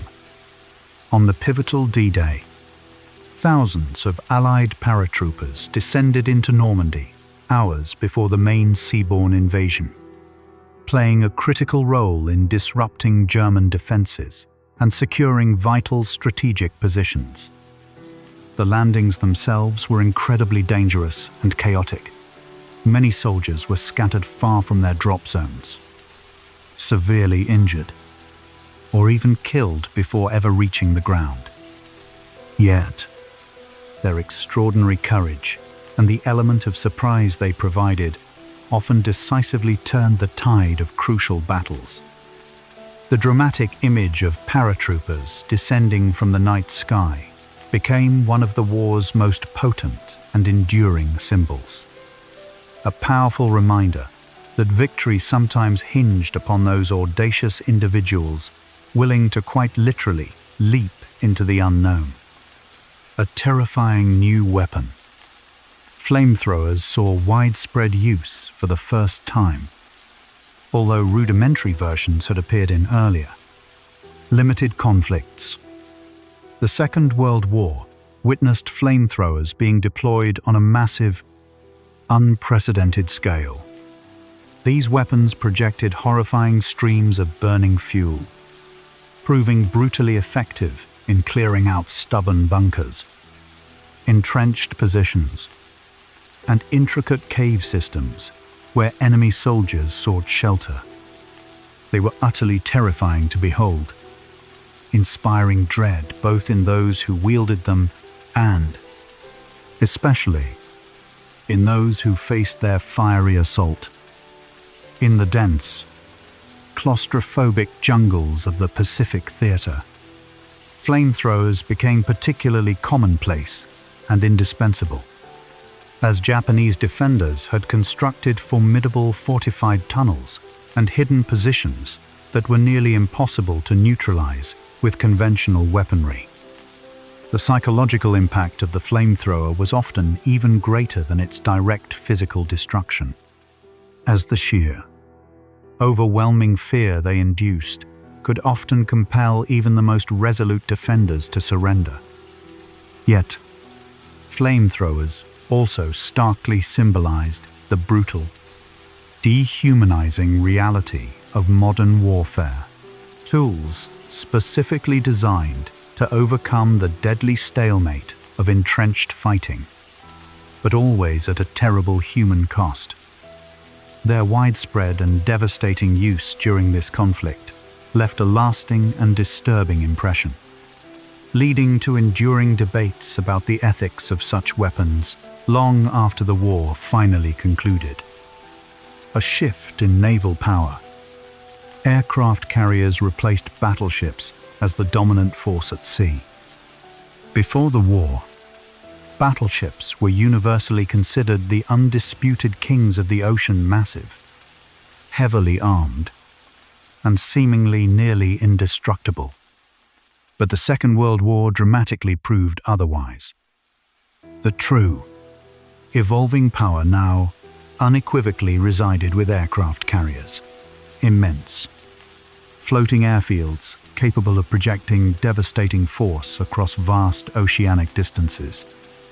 At pivotal battles like Midway and the Coral Sea, opposing fleets never even sighted each other directly, as planes launched from these carriers delivered the decisive, war-altering blows. These formidable ships carried dozens of aircraft, enabling navies to strike hundreds of miles away from their own position. The shift in naval strategy was swift and dramatic. Mighty battleships that had once ruled the waves were suddenly rendered vulnerable, without adequate air cover. By the war's end, aircraft carriers had firmly established themselves as the indisputable centerpiece of naval strategy, a preeminent role they continue to hold to this very day. The meteoric rise of the aircraft carrier during the war marked one of the greatest and most profound transformations in military history, a fundamental change in which the vast, open sea became less a site of direct ship-to-ship combat and more a dramatic stage for battles fought predominantly in the sky. Detecting unseen threats, sonar helped hunt submarines beneath the waves, as German U-boats relentlessly stalked Allied convoys across the vast, perilous expanse of the Atlantic. The Allies urgently turned to new, advanced technology to effectively fight back. Sonar, an acronym for sound navigation and ranging, utilized sound waves to detect objects lurking underwater. Ships equipped with sonar systems sent out distinct pings that, upon striking a submarine, would echo back, thus revealing the enemy's position even in the inky blackness of the deep ocean. Operators listened intently through headphones, meticulously translating faint and subtle sounds into urgent, life or death warnings. With sonar, escort destroyers could chase and engage submarines far more effectively, dropping depth charges with significantly greater accuracy. Though still far from perfect in its early iterations, this groundbreaking technology decisively shifted the balance in the crucial Battle of the Atlantic, affording merchant ships a much better chance of survival. Beyond its wartime applications, sonar was also utilized to map the seafloor and detect navigational hazards. demonstrating its immense usefulness, extended far beyond the battlefield. Its rapid wartime development laid the crucial foundation for decades of scientific exploration beneath the ocean's surface. But during the immediate conflict, it was an absolutely vital tool in the desperate, relentless struggle to keep Allied supply lines alive. The V-2 rocket, the world's first ballistic missile. Developed in Germany under the visionary direction of Wernher von Braun, the V-2 rocket was a weapon unlike anything ever seen before.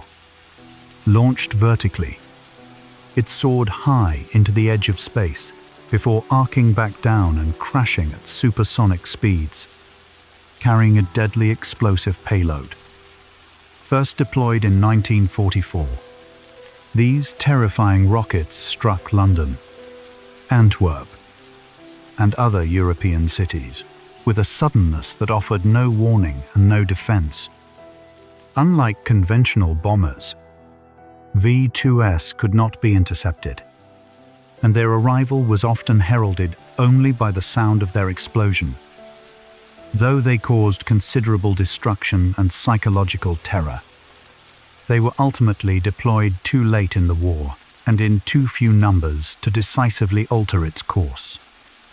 Yet, their profound significance lay not only in the immediate damage they inflicted, but more importantly, in the groundbreaking technology they introduced. The V-2 was, in essence, the direct forerunner of all modern space rockets and intercontinental ballistic missiles.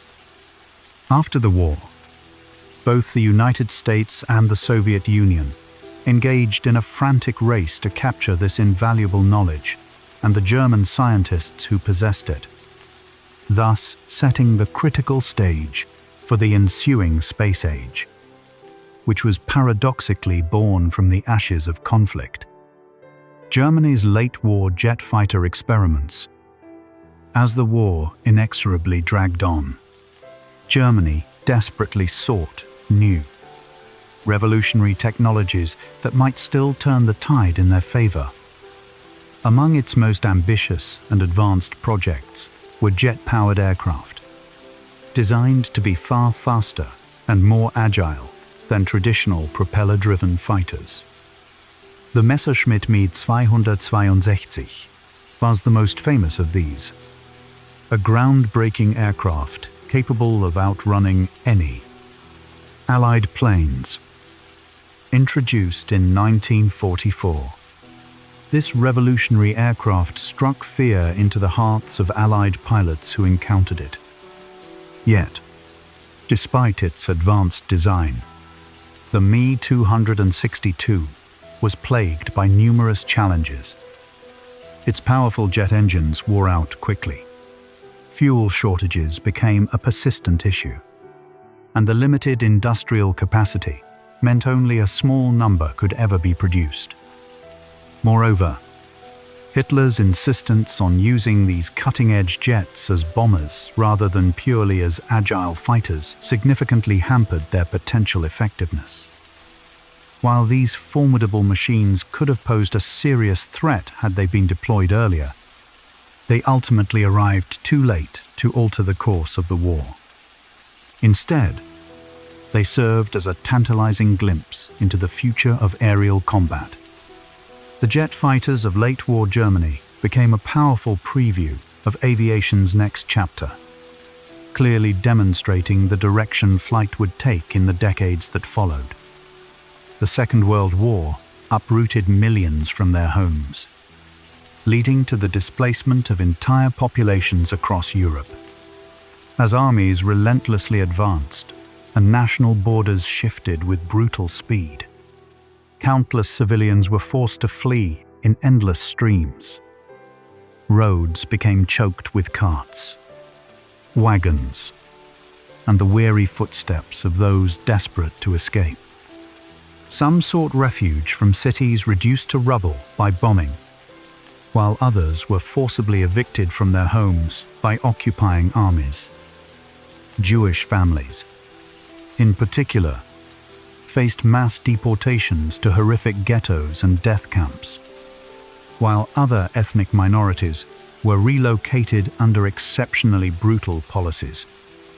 By the war's end, Europe found itself grappling with tens of millions of displaced people, marking one of the largest movements of humanity in recorded history. Villages were emptied, families irrevocably scattered, and future generations grew up listening to poignant stories of lost homelands. For many, a return to their birthplaces was impossible, as the geopolitical map of Europe had been redrawn forever.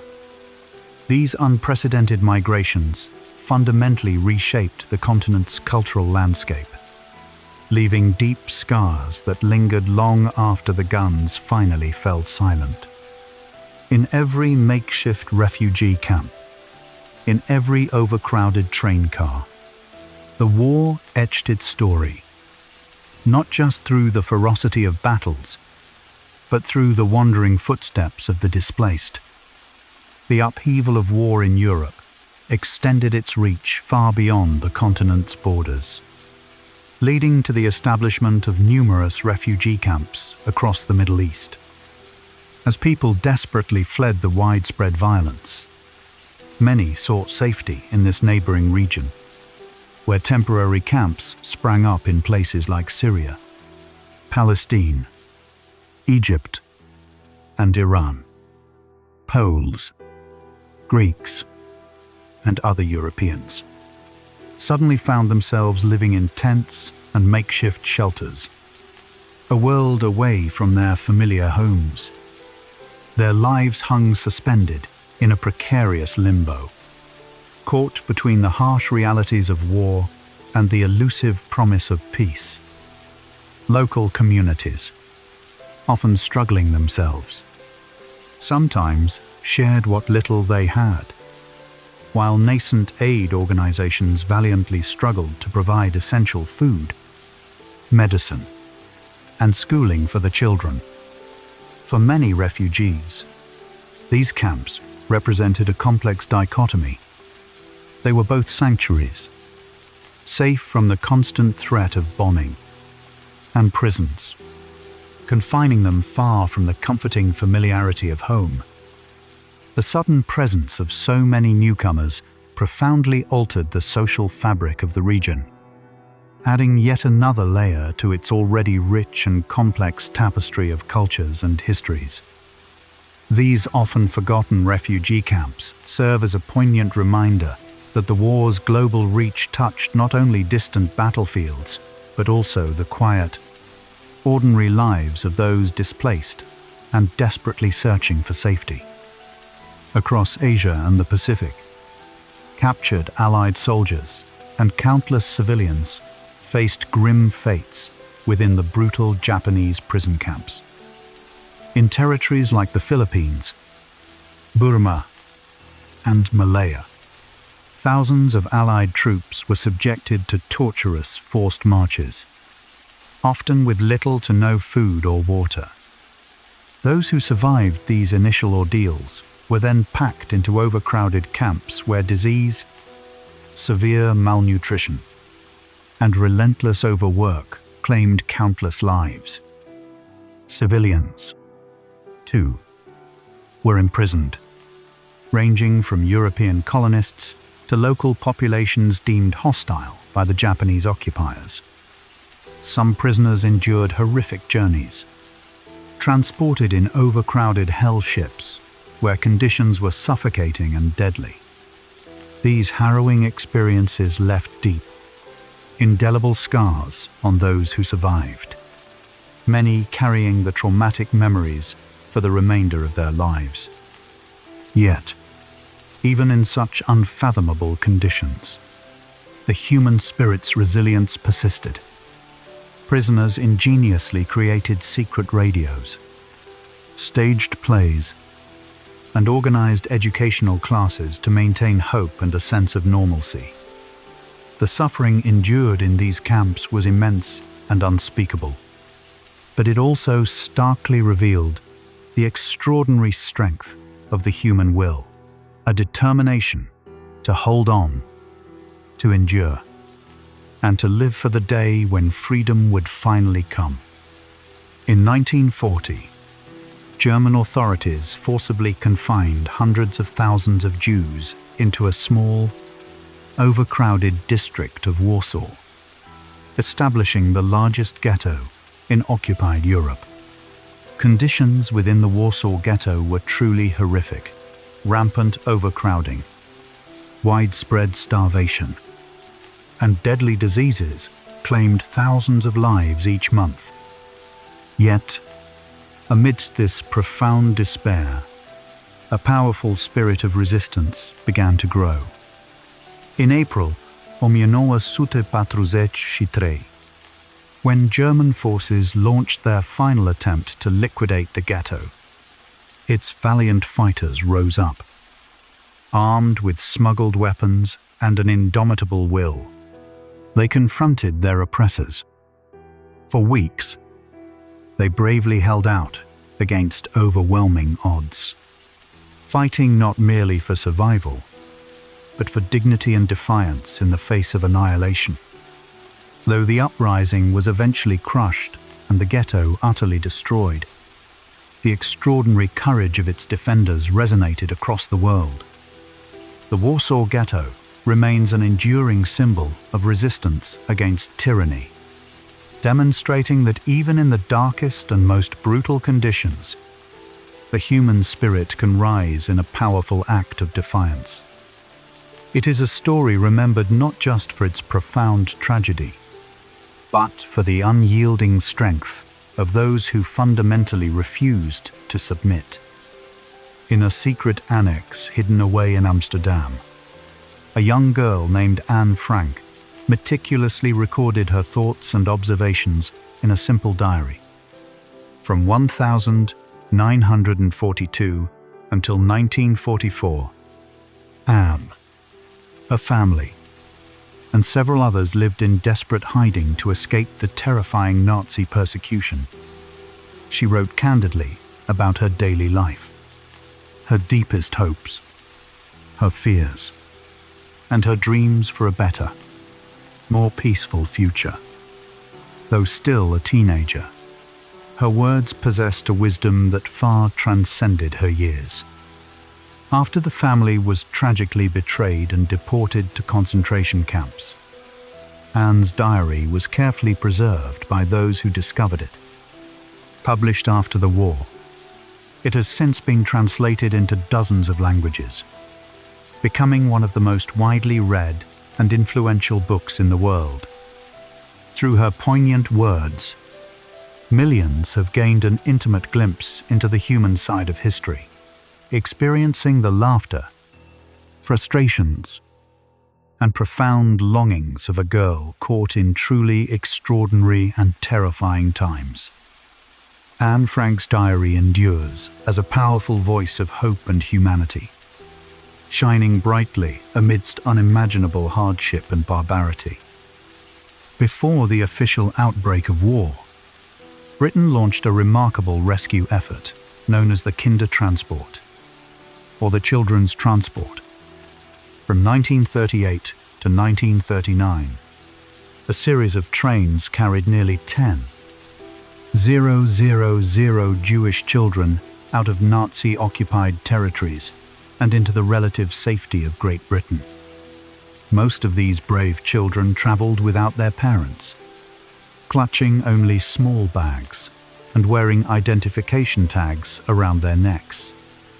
Families across Britain generously opened their homes to them, offering shelter, care, and a crucial chance of survival. For many of these children, it meant securing a future they would not otherwise have had.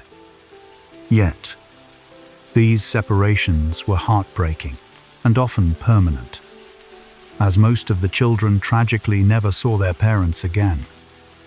The Kindertransport stands as a complex story, embodying both profound compassion and immense sorrow, a poignant reminder of what was tragically lost and what was miraculously saved. The extraordinary courage of those who organized and supported this rescue ensured that thousands of lives and countless future generations were preserved even as the darkness of war spread inexorably across Europe. In the immediate wake of the Pearl Harbor attack, a wave of intense fear and suspicion swept across the United States. In 1942, President Franklin D.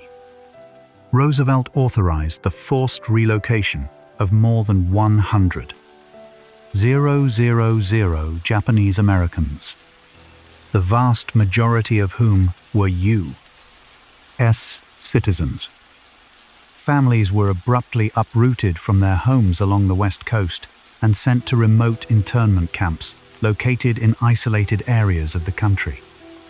There, they lived in sparse barracks, surrounded by barbed wire fences and guarded by armed soldiers. While not prison camps in the harshest, most brutal sense, conditions were undeniably difficult, and the profound injustice of their confinement weighed heavily on those incarcerated. Many lost their thriving businesses, valuable farms, and cherished possessions, never to regain them. Decades later, the U.S. government formally apologized for these actions and offered reparations, publicly acknowledging the egregious violation of civil rights. The internment of Japanese Americans remains a sobering reminder of how easily fear can lead to profound injustice, and how, even in a democracy, the delicate balance between security and freedom can falter catastrophically in times of war. After the dramatic fall of Benito Mussolini in 1943, Italy became a brutally divided land. German forces occupied the northern regions, while the Allies steadily advanced from the south. In between these two fronts, diverse groups of Italian partisans waged a fierce and often desperate resistance war. Armed with stolen weapons and operating from the rugged sanctuary of the mountains, they sabotaged railways, ambushed German convoys, and spread crucial information to undermine the occupiers. This struggle was incredibly dangerous. Reprisals against innocent civilians were brutal and swift, and many partisans were captured and executed. Yet, their determination never wavered. These partisans were a remarkably diverse group, including students, farmers, factory workers, and even former soldiers who resolutely refused to accept fascism's return. Their relentless efforts tied down significant German divisions, greatly aided the Allied advance, and played a vital role in ultimately liberating their homeland. The Italian resistance is remembered as both a crucial military effort and a profound moral stand, a testament to ordinary people who risked everything for freedom and dignity in their country's darkest hours. Long before the war escalated in Europe, China had already endured years of brutal and devastating conflict. Beginning in 1937, Japanese forces launched a full-scale invasion, seizing vast parts of the country and bringing unprecedented devastation to cities and remote villages alike. Chinese civilians suffered horrific atrocities, including widespread massacres, forced labor, and mass starvation. The city of Nanjing became infamous after weeks of systematic slaughter and unimaginable violence claimed countless lives. Millions of Chinese perished during the long years of Japanese occupation, their immense suffering often tragically overlooked in Western histories of the war. Yet, their resilience was truly extraordinary. Villages were painstakingly rebuilt after destruction. Resistance fighters continued their desperate struggle, and families endured unimaginable hardship with incredible fortitude. The Chinese experience of the war remains one of its greatest and most tragic chapters, a powerful reminder that the conflict was not confined to Europe, but stretched across Asia with equal, if not greater, ferocity. To remember this chapter is to acknowledge the immense and often silent suffering of civilians who had little voice but bore unbearable burdens with unwavering courage. By the war's end, vast swathes of Europe and Asia were reduced to ruins. Cities had been bombed into oblivion, leaving entire populations without shelter, their homes utterly reduced to rubble, families crowded into damp cellars, abandoned schools, and makeshift shelters, braving frigid winters and uncertain futures. Countless refugees wandered from town to town, desperately searching for lost relatives or simply a safe place to rest their weary heads. In Germany, Poland, Japan, and many other devastated countries, millions faced homelessness on a scale almost unimaginable today. Governments and aid organizations struggled immensely to provide even basic food and housing, while the monumental task of rebuilding stretched into decades. For many, the official end of the war did not bring immediate peace, but rather years of relentless hardship as they painstakingly tried to piece their shattered lives back together. The sight of vast, roofless cities and endless refugee camps became haunting symbols of the widespread destruction left behind.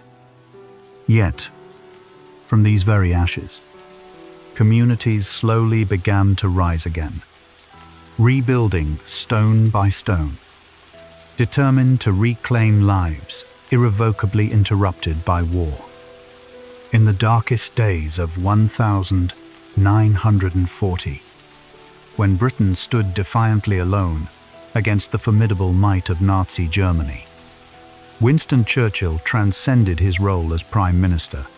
He became an iconic voice of unwavering defiance. His powerful speeches, delivered over the radio waves and within the solemn halls of Parliament, resonated across the nation with words that burned themselves into memory. He famously promised only blood, toil, tears, and sweat. Yet those stark words inspired extraordinary courage. When the imminent threat of invasion loomed large, he vowed that Britain would fight on the beaches. We shall fight on the landing grounds. We shall fight in the fields and in the streets. To many, these were not just eloquent speeches, but vital lifelines, a constant reminder that surrender was utterly unthinkable.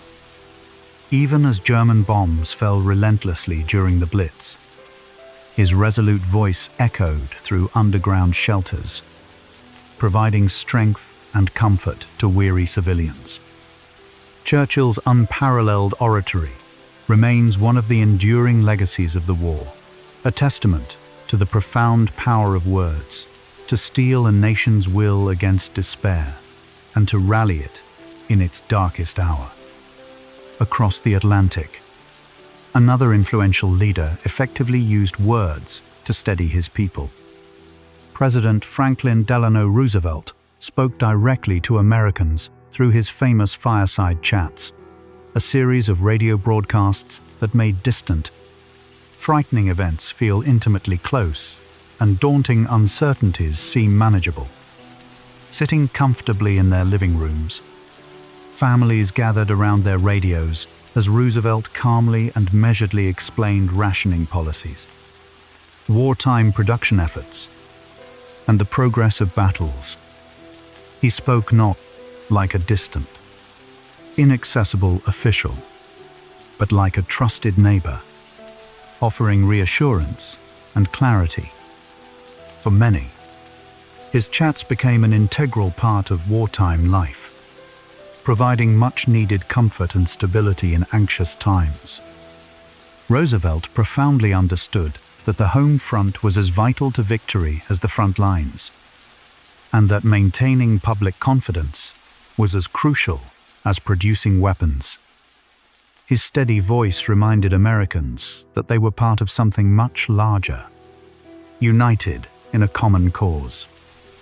Long after the war concluded, those who listened remembered his warmth and unwavering steadiness, a president who truly seemed to sit beside them in their homes, sharing their burdens and their hopes. When German armies surged deep into Soviet territory in the fateful year of 1941, Joseph Stalin made a drastic and unprecedented decision.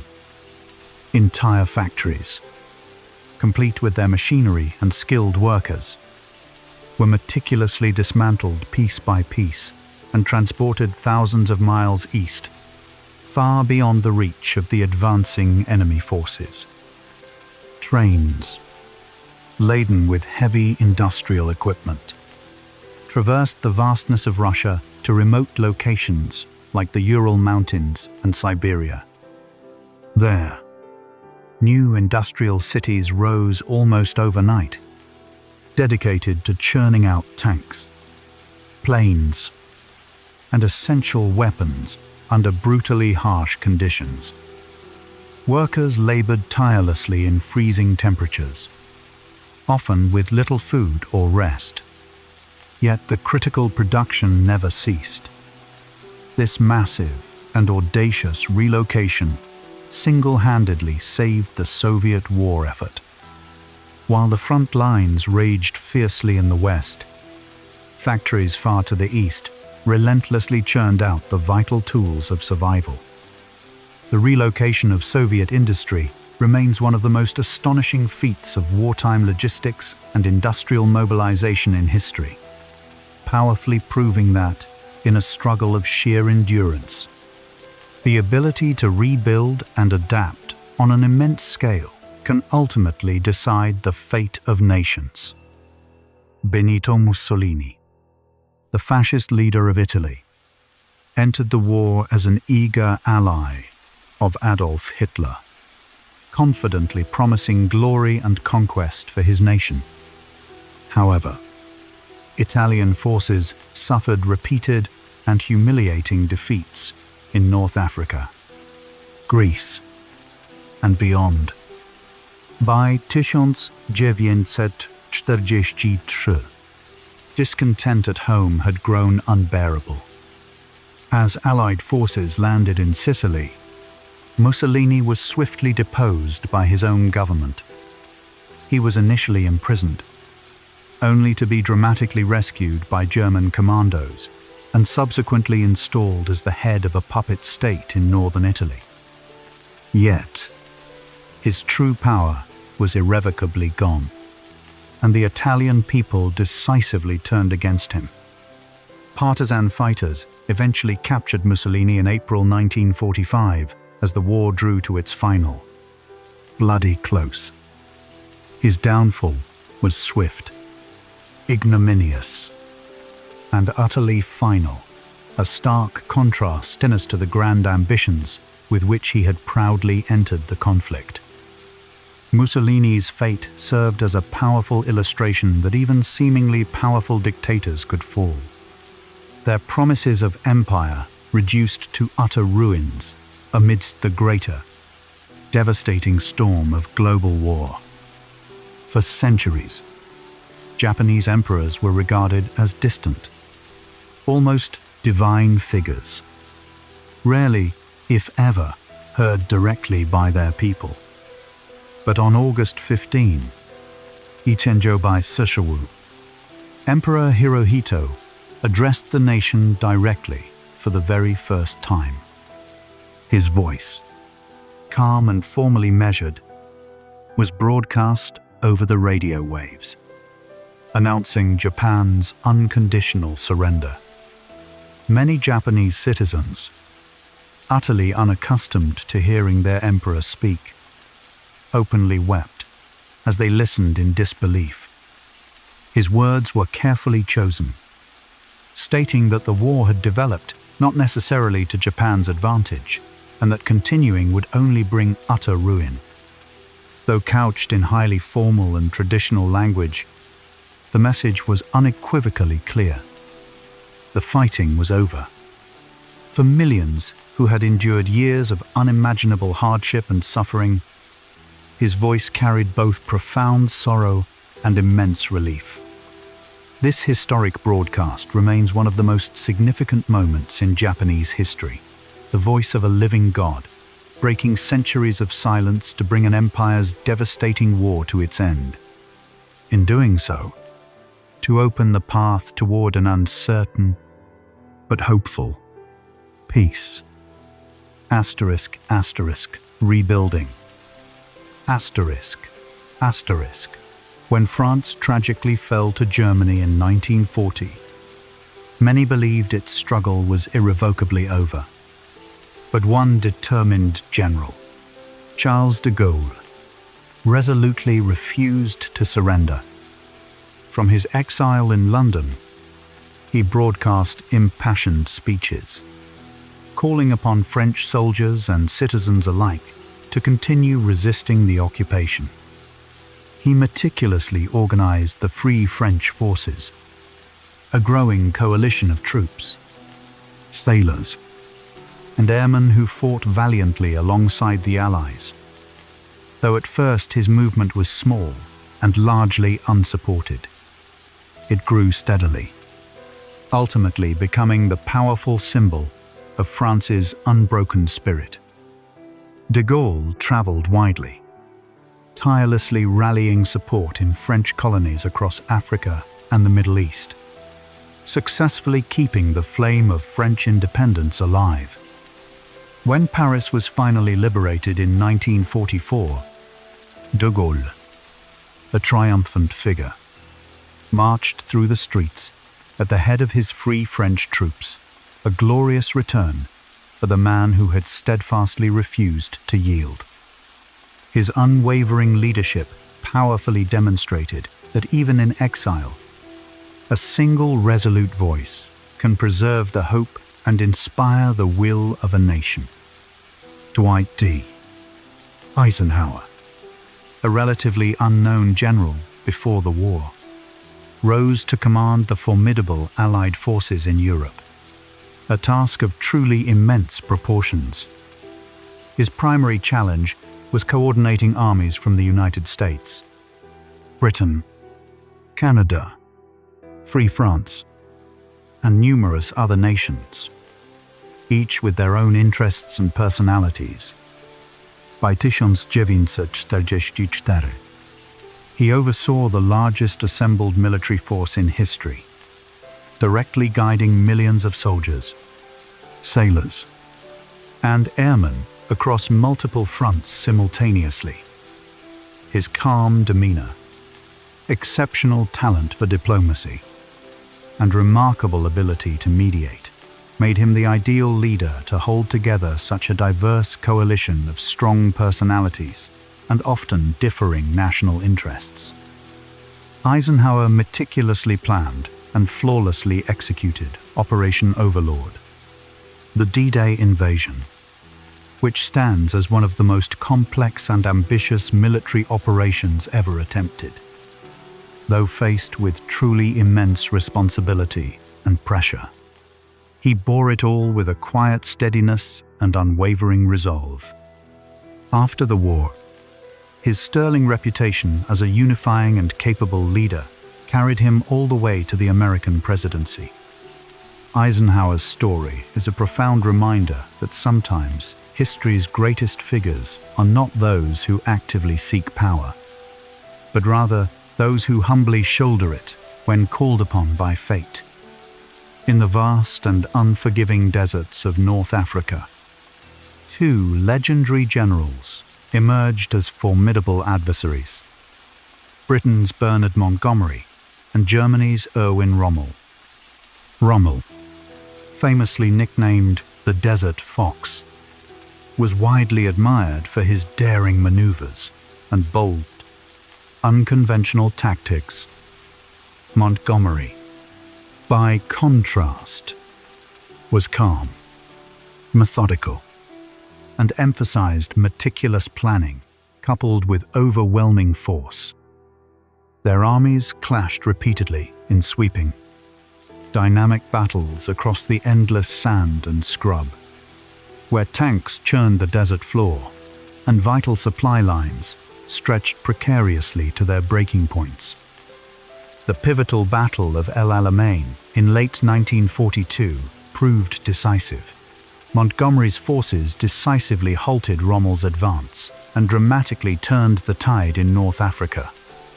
The intense duel between these two brilliant commanders became one of the war's most famous rivalries, symbolizing both the ferocious nature of desert warfare and the stark clash of differing military styles.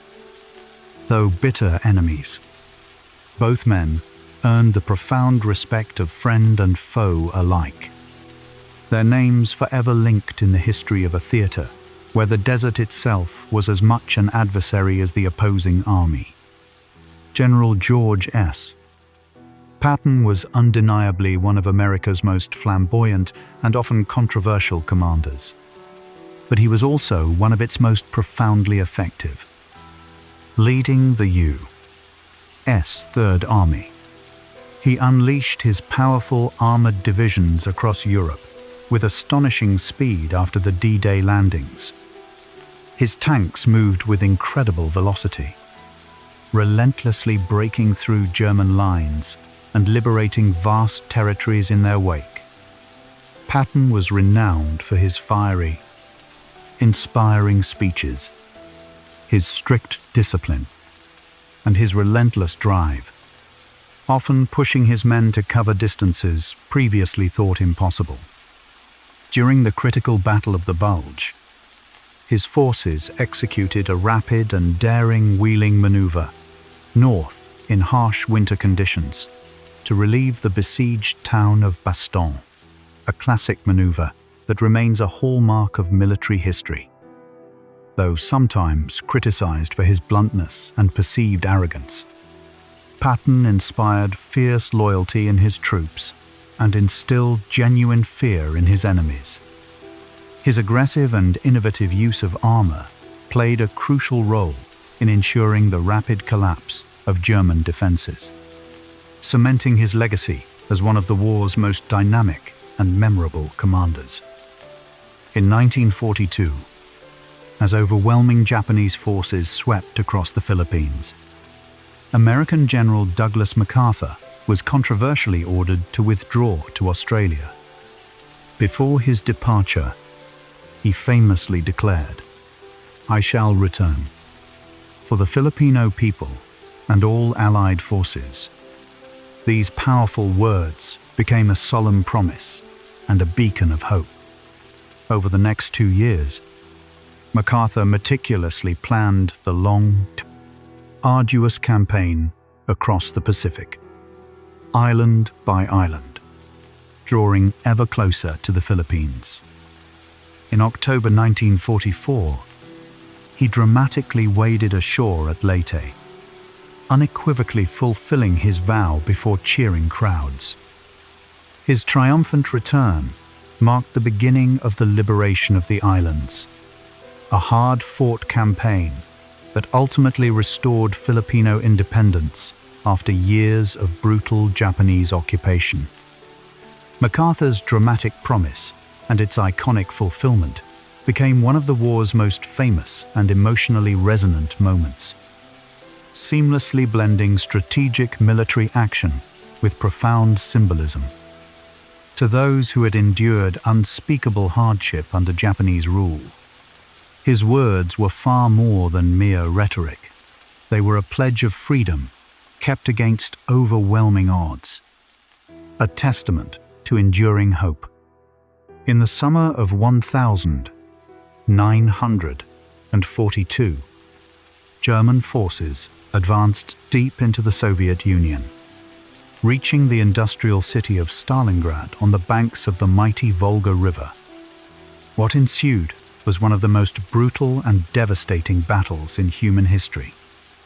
Street by street, building by building, soldiers fought hand-to-hand in the rubble of factories and apartment blocks, while desperate civilians endured constant bombardment, clinging to survival in crowded cellars.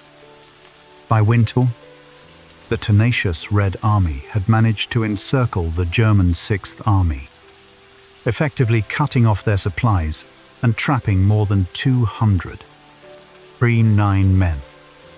When the Germans finally surrendered in February 1943, the loss was catastrophic, signaling a monumental shift in the war.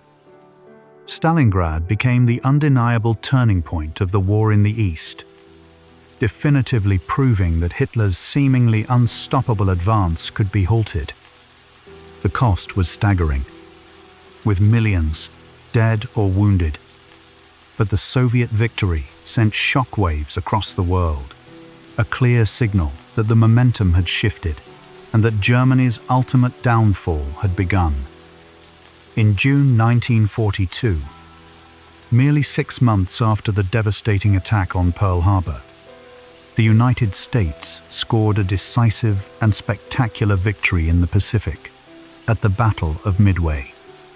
Japanese forces had meticulously planned to lure the American fleet into a cunning trap, aiming to deliver a final, crippling blow. However, thanks to the heroic efforts of American codebreakers, the U.S. Navy was aware of their intentions. In a matter of mere hours, American dive bombers descended with devastating effect, sinking 4 Japanese aircraft carriers and effectively crippling the very heart of Japan's naval power. The victory was astonishing, particularly as the United States lost only 1 carrier in return. From that pivotal moment, Japan could no longer easily replace its staggering losses, while American industrial production surged ahead at an unprecedented pace. Midway marked the critical shift from defensive battles to a powerful Allied offensive that would steadily push across the Pacific. For the sailors and pilots involved, the battle was a whirlwind of extraordinary bravery and unpredictable chance. But in the grand tapestry of history, it became the undeniable moment the tide turned. The Pacific, once seemingly dominated by Japan, was now fiercely contested, signaling a new era of Allied ascendancy. In the vast and unforgiving deserts of North Africa, near the small railway stop of El Alamein, British forces under the command of General Montgomery confronted Rommel's formidable German and Italian troops in October 1942. The battle raged for nearly 2 intense weeks, with tanks clashing ferociously across the sand and artillery thundering relentlessly into the night.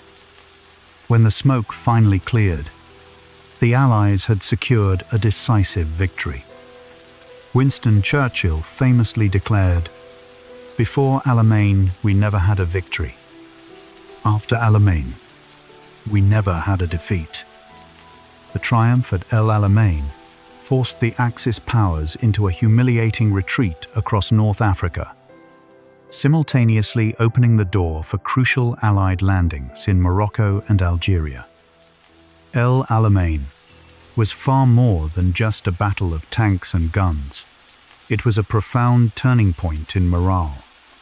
For the very first time, the Allies felt the momentum decisively shift in their favor, and the previously unassailable legend of Rommel's invincibility was irrevocably broken. The desert winds carried news of hope, whispering that victory was finally within reach for the Allied cause. In July 1943, German and Soviet forces clashed near the city of Kursk, in what would become the largest tank battle ever fought in history. Thousands of armored vehicles thundered across the fields, their guns roaring as thick dust and acrid smoke choked the hot summer air. The Germans, desperate to regain the initiative after their devastating defeat at Stalingrad, launched a massive offensive. However, the Soviets, forewarned by intelligence, had meticulously prepared massive, multi-layered defenses, including vast minefields, intricate trenches, and fortified lines. The fighting was immense, brutal, and unrelenting, but the Red Army held firm against the onslaught.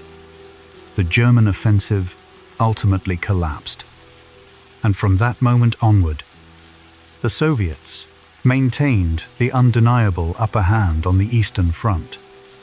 Kursk was not only a clash of steel and firepower, but an extraordinary test of endurance and industrial might. The sheer scale of the battle symbolized the immense industrial capacity of both nations, each throwing everything into the struggle for survival. In the end, the fields of Kursk bore witness to the moment when Germany's hopes of victory in the East were finally and irrevocably extinguished. In December 1944, as a brutal winter gripped Europe, Germany launched a massive and unexpected offensive through the dense Ardennes forest of Belgium and Luxembourg. This audacious attack created a distinct bulge in the Allied lines, thus giving the battle its iconic name, the Battle of the Bulge. American troops, caught entirely off guard, faced bitter and desperate fighting in snow-covered villages and freezing forests. The heroic siege of Bastogne, where the 101st Airborne Division bravely held out despite being completely encircled, became legendary. General Patton's rapid counterattack. General Patton's rapid counterattack helped relieve the besieged defenders and turn the tide of battle. Although Germany initially achieved startling success, the offensive utterly drained its remaining reserves, leaving it vulnerable.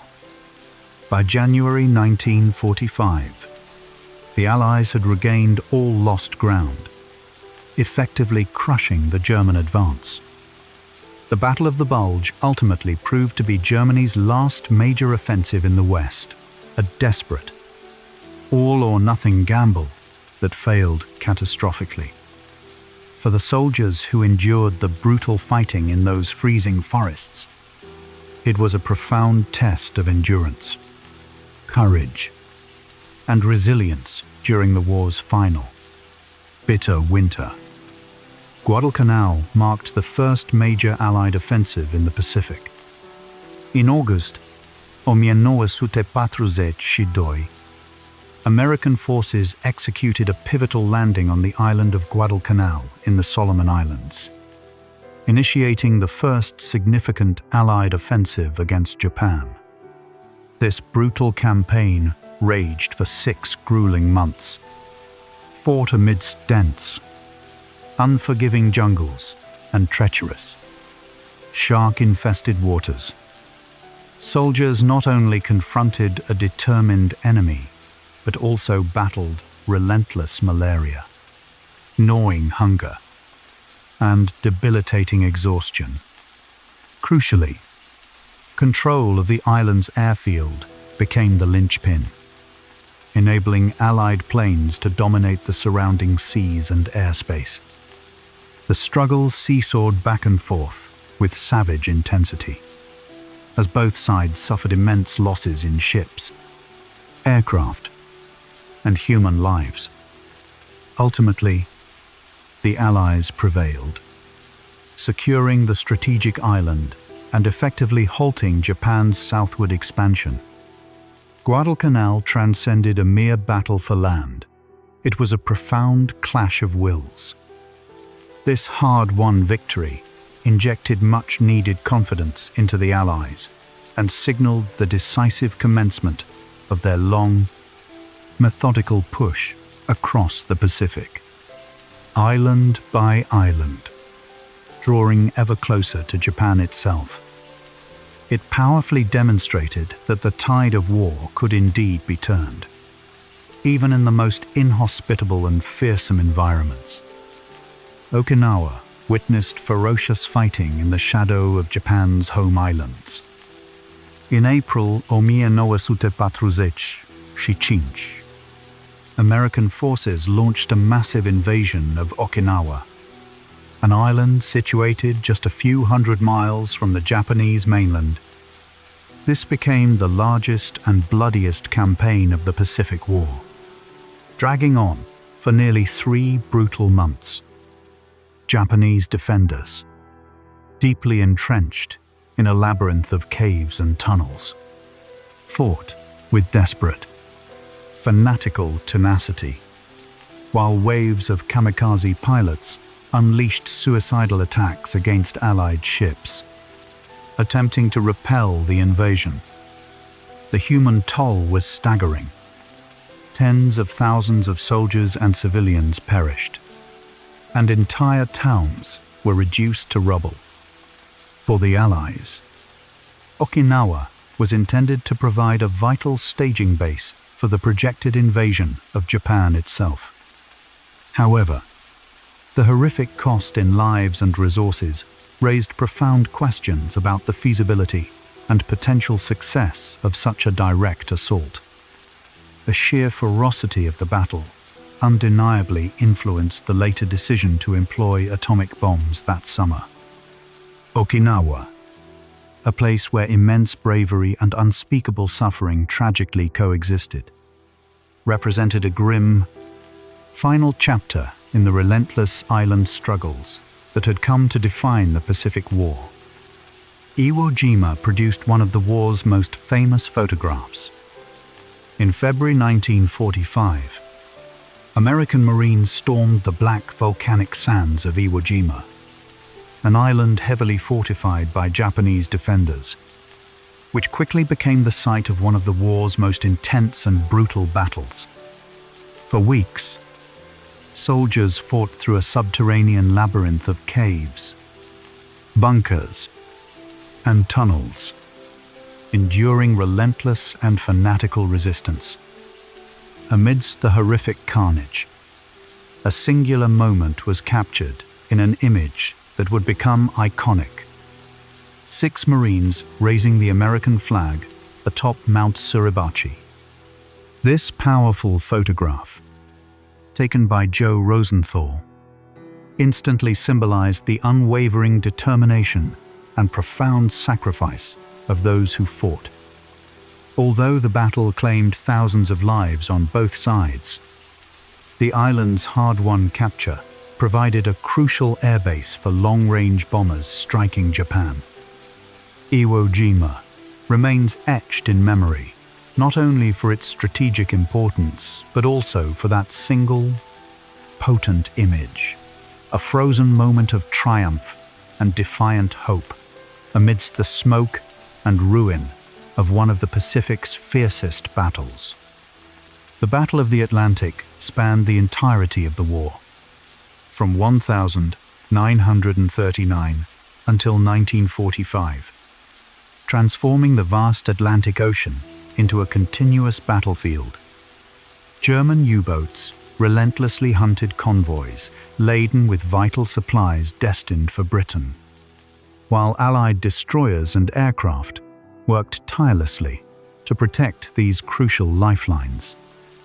This struggle stretched across all 6 years of the war, becoming a long, grinding contest of endurance and attrition. At times, the losses were devastating, with merchant ships sunk faster than they could possibly be replaced.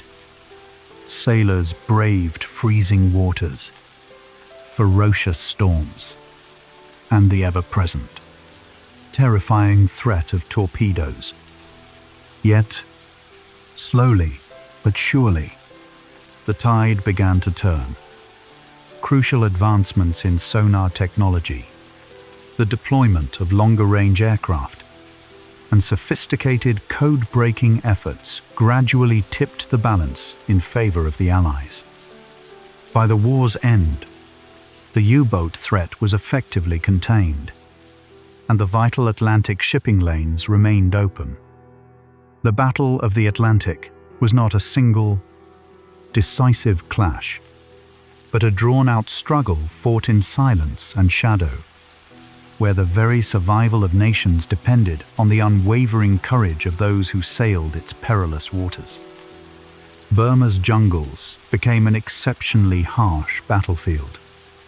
In Southeast Asia, the dense, suffocating jungles of Burma, now known as Myanmar, became the setting for a grueling and protracted campaign.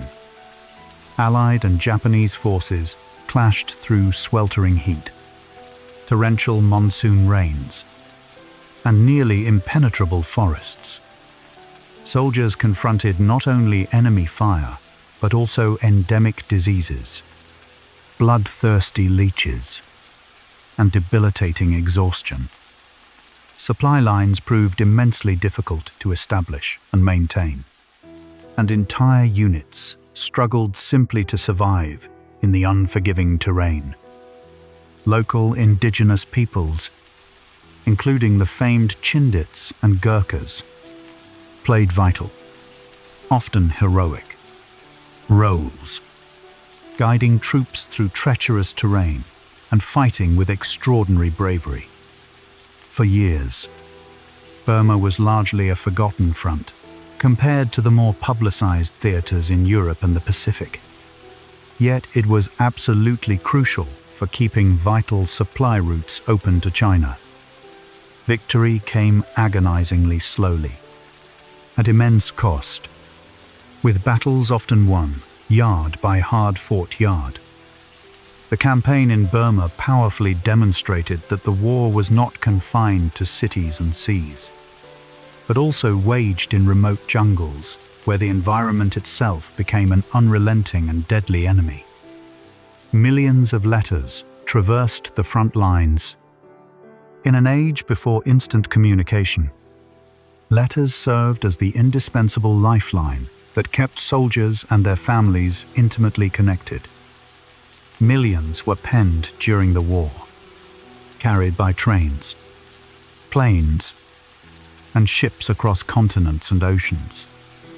Soldiers wrote from muddy trenches, the unsteady decks of ships, and crowded barracks, pouring out their thoughts of home, expressions of love, and profound longing. Families on the home front replied with news of daily life, heartfelt words of encouragement, and cherished photographs tucked carefully between pages.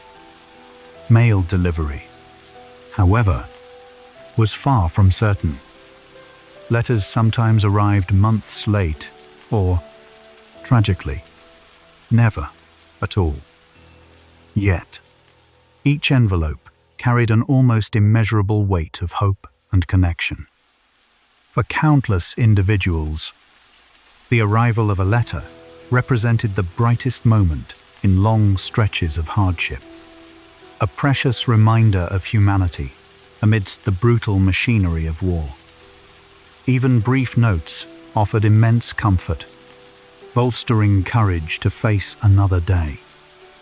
These written words, fragile and deeply personal, formed invisible threads that bound distant hearts together across the vast, tumultuous expanse of the global conflict.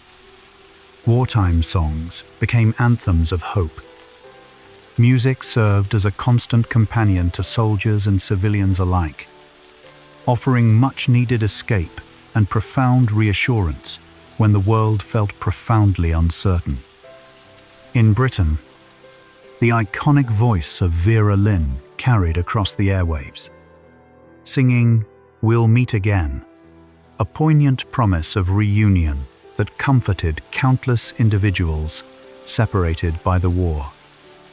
In America, vibrant swing music filled dance halls, helping to keep spirits high despite the hardships of rationing and widespread anxiety. Soldiers sang as they marched, harmonizing in muddy camps or aboard troop ships, using rhythm and melody to soften their heavy burdens.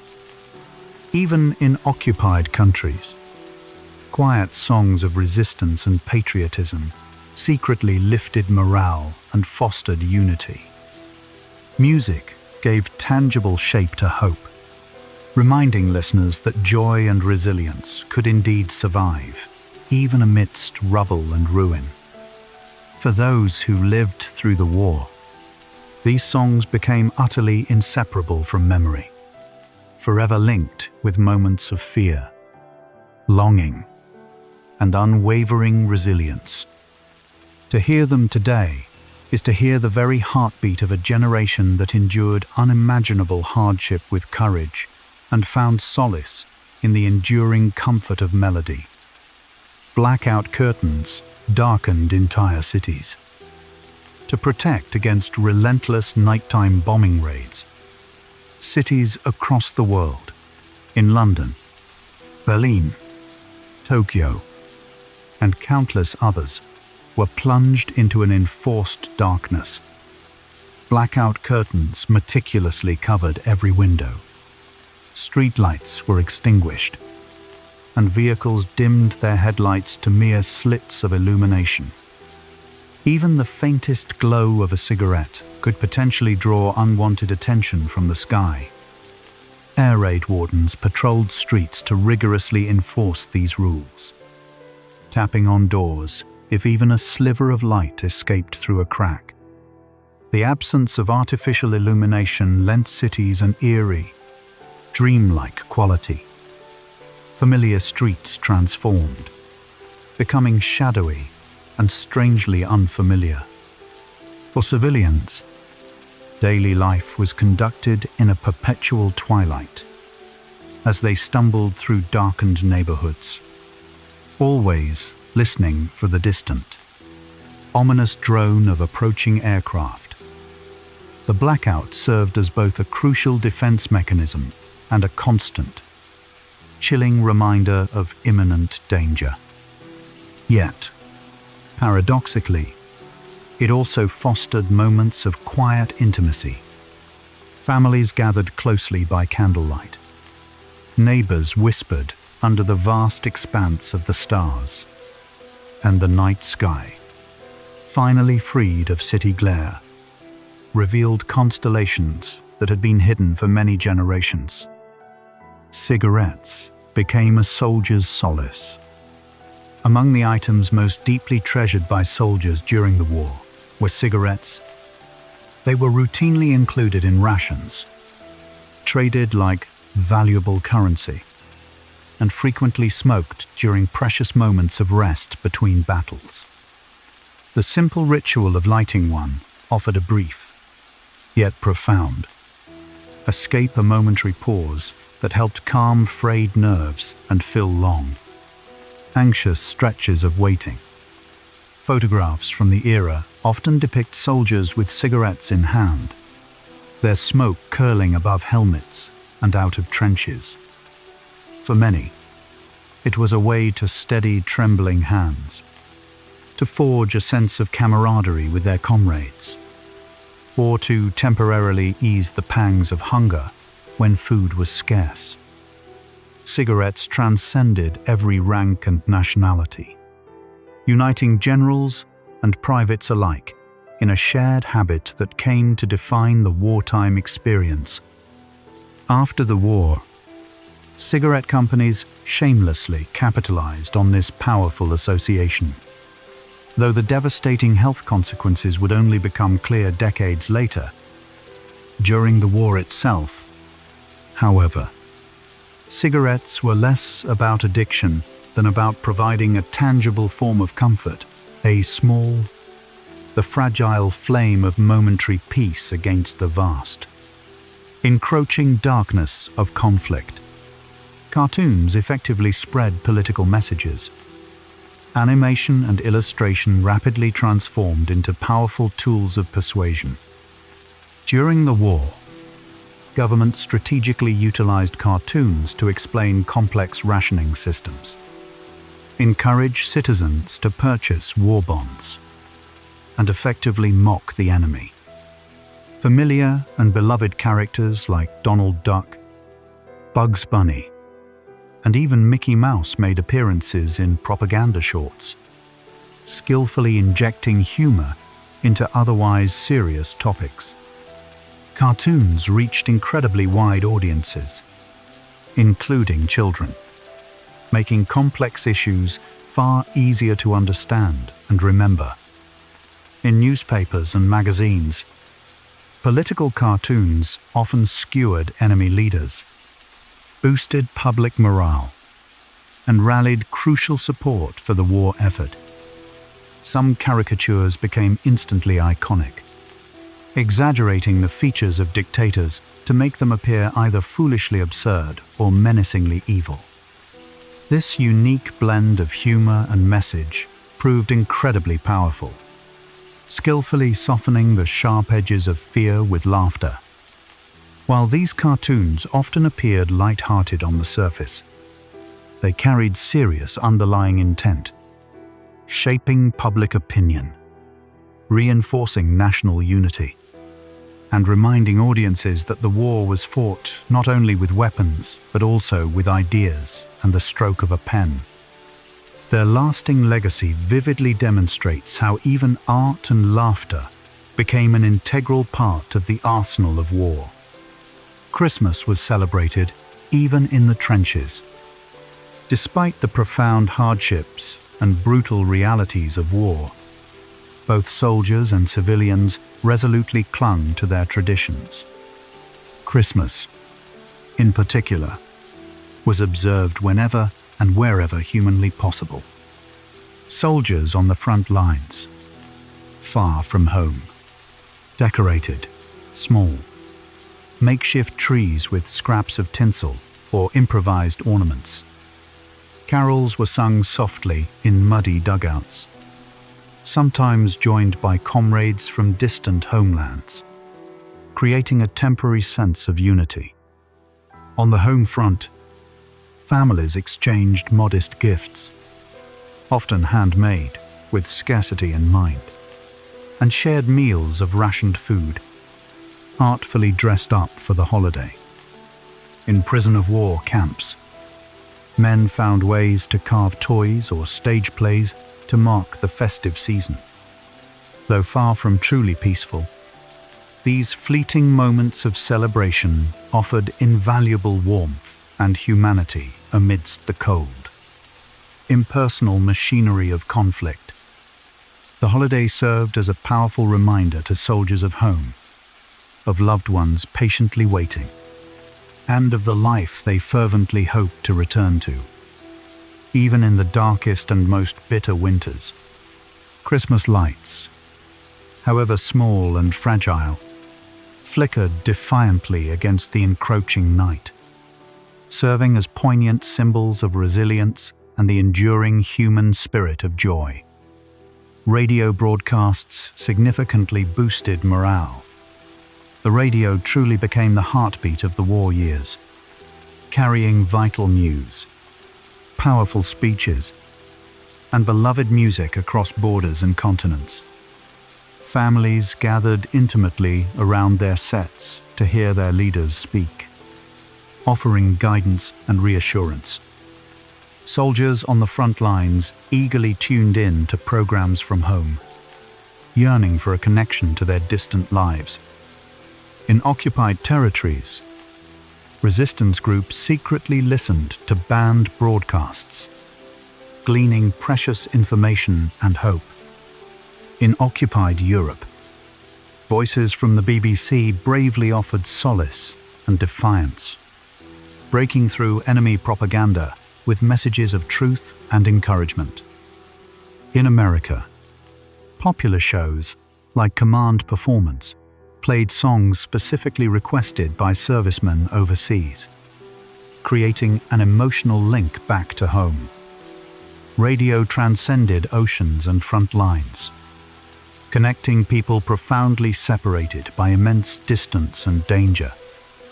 Its immediacy made it an incredibly powerful medium.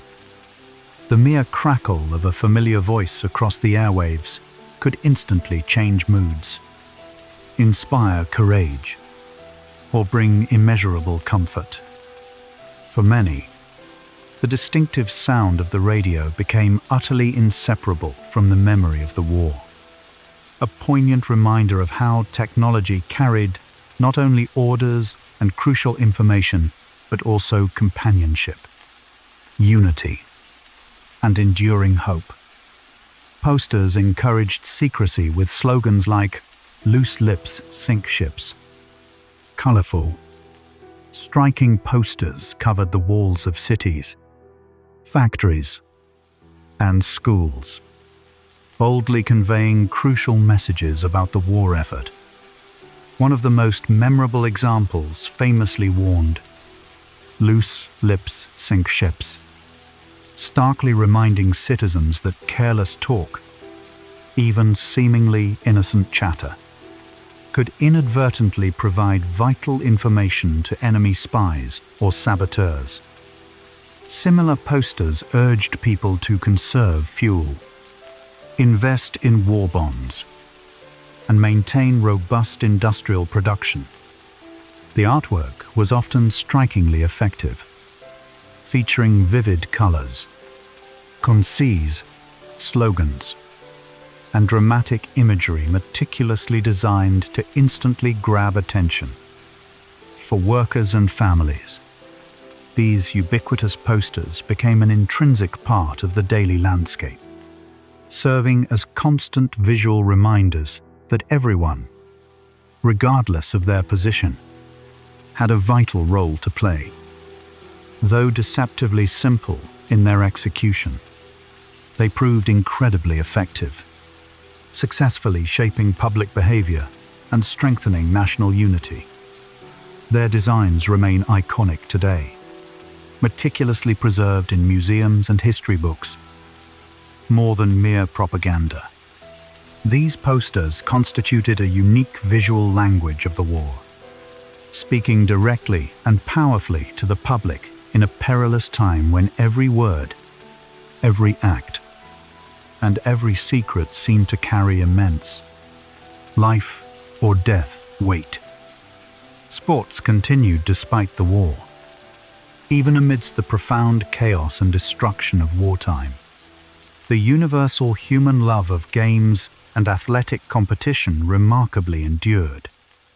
Football matches, baseball leagues, and boxing bouts continued, though often with significantly altered rosters as many athletes bravely went off to fight. In Britain, makeshift football matches provided crucial moments of lifted spirits and camaraderie during the relentless bombing raids of the Blitz.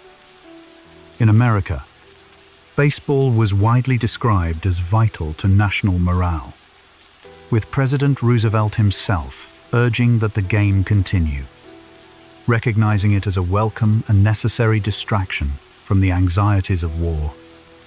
Soldiers played wherever they possibly could, on dusty fields between barracks, aboard troop ships, or even within the confines of prisoner-of-war camps. Equipment was often scarce, so games were ingeniously improvised with whatever was available. Sports offered invaluable normalcy, fostered deep camaraderie, and provided fleeting moments of joy in a world consumed by uncertainty. They powerfully reminded participants and spectators alike that life's fundamental rhythms continued, and that competition and play still held a vital place, even in the most shadowed and perilous times.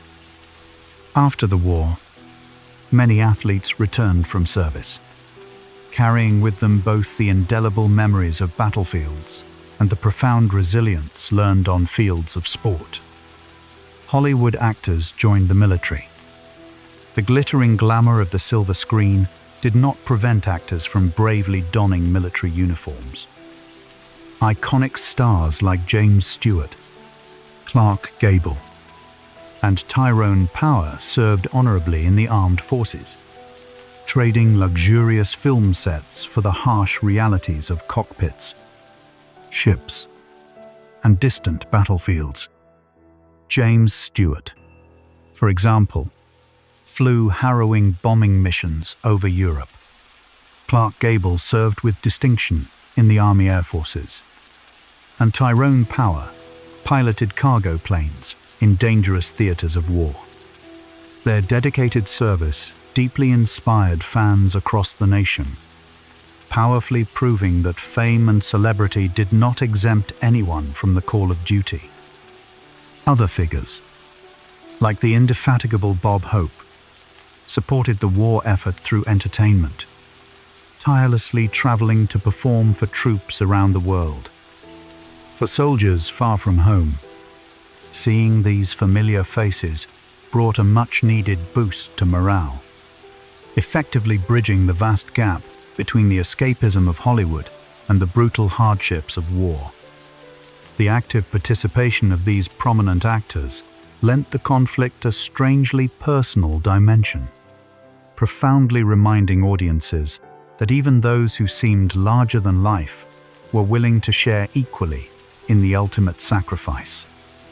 It underscored the truth that the war touched every single life, from humble farms to the grandest film studios. Many countries redrew their borders after the war. When the guns finally fell silent in 1945, the global map looked dramatically different. Germany lost significant territory, and Poland's borders shifted westward.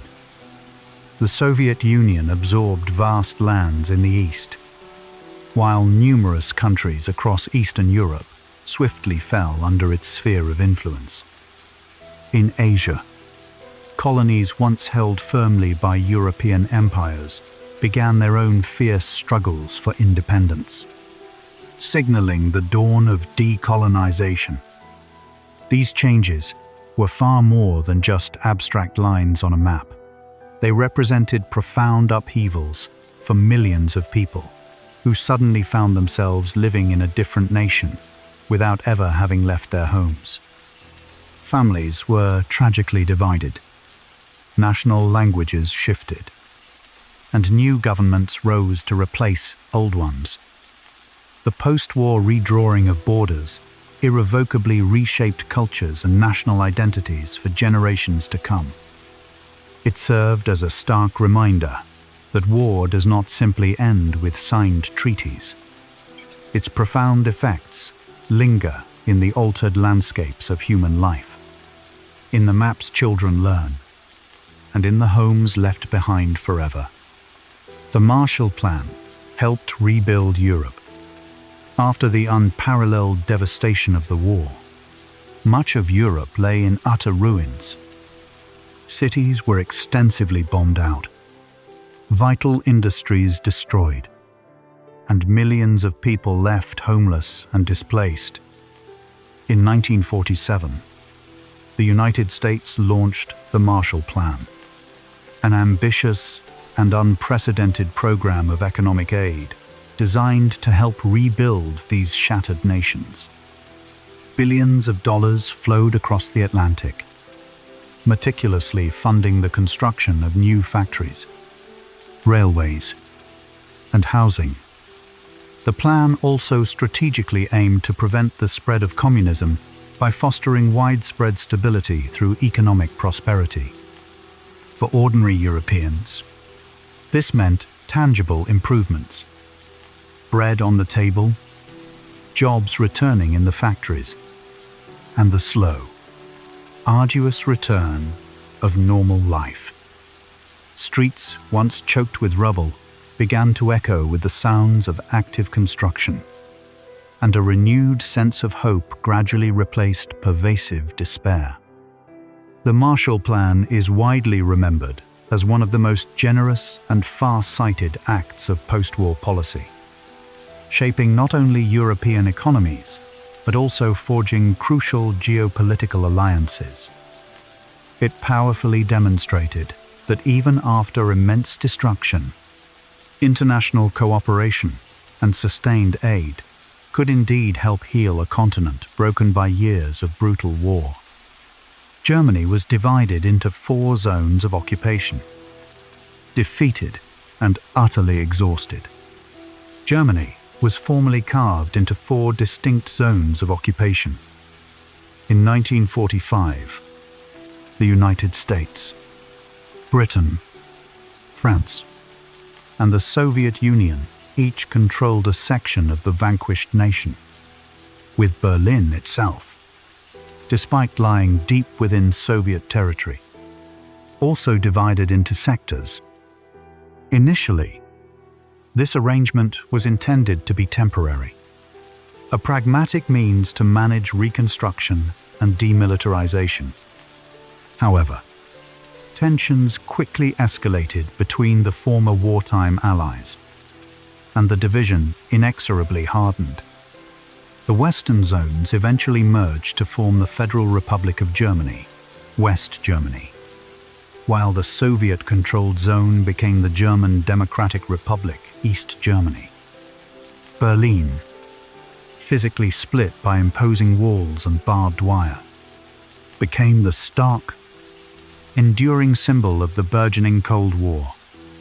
For ordinary Germans, this profound division shaped every aspect of everyday life, tragically separating families and fostering the development of 2 vastly different societies. What began as a practical administrative arrangement rapidly transformed into a fortified frontier between rival ideologies, leaving an indelible scar on the very heart of Europe. The partition of Germany vividly demonstrated that while the horrific global war had concluded, a dangerous new conflict was already beginning to brew. Japan was rebuilt under Allied supervision. After its unconditional surrender in 1945, Japan came under a transformative Allied occupation, led primarily by the formidable American General Douglas MacArthur. The task was monumental: to rebuild a nation utterly devastated by extensive bombings, widespread hunger, and immense loss, while simultaneously reshaping its entire political system.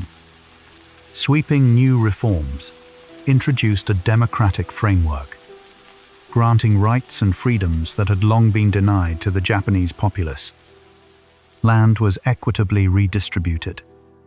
Vital industries were revived, and the education system was thoroughly modernized.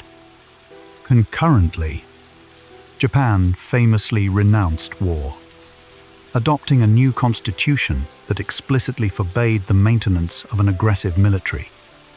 Despite the profound hardships endured during this period, the intensive rebuilding process meticulously set the stage for Japan's remarkable post-war transformation.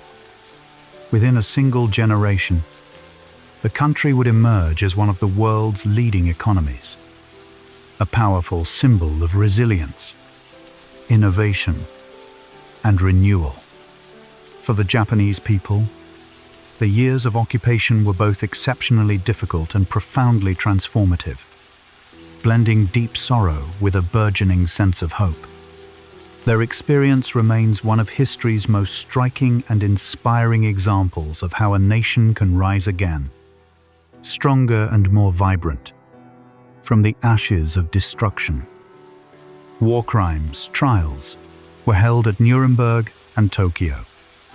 In the immediate aftermath of the war, a world scarred by unimaginable atrocities sought justice.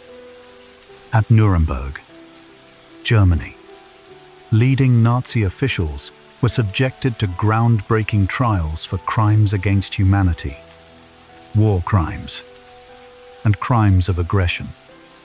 These proceedings, which began in 1945, were utterly unprecedented, establishing the critical principle of holding national leaders accountable not merely for acts of war, but for the horrific atrocities committed against civilian populations. Similar trials subsequently took place in Tokyo, where prominent Japanese leaders faced judgment for their roles in the conflict.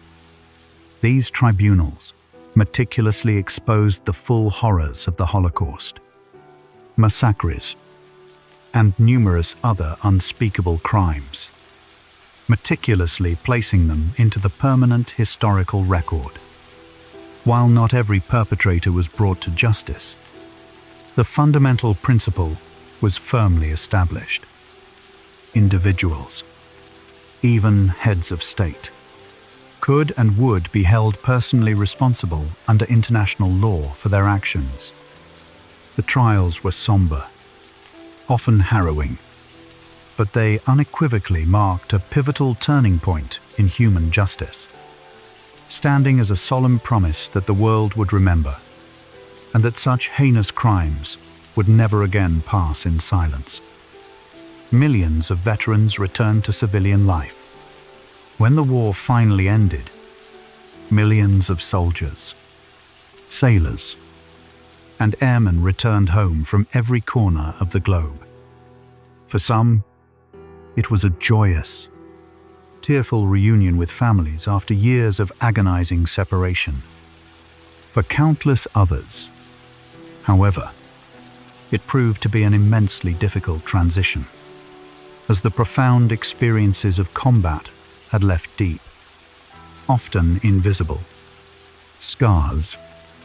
Governments across the Allied nations recognized this immense challenge and offered crucial assistance.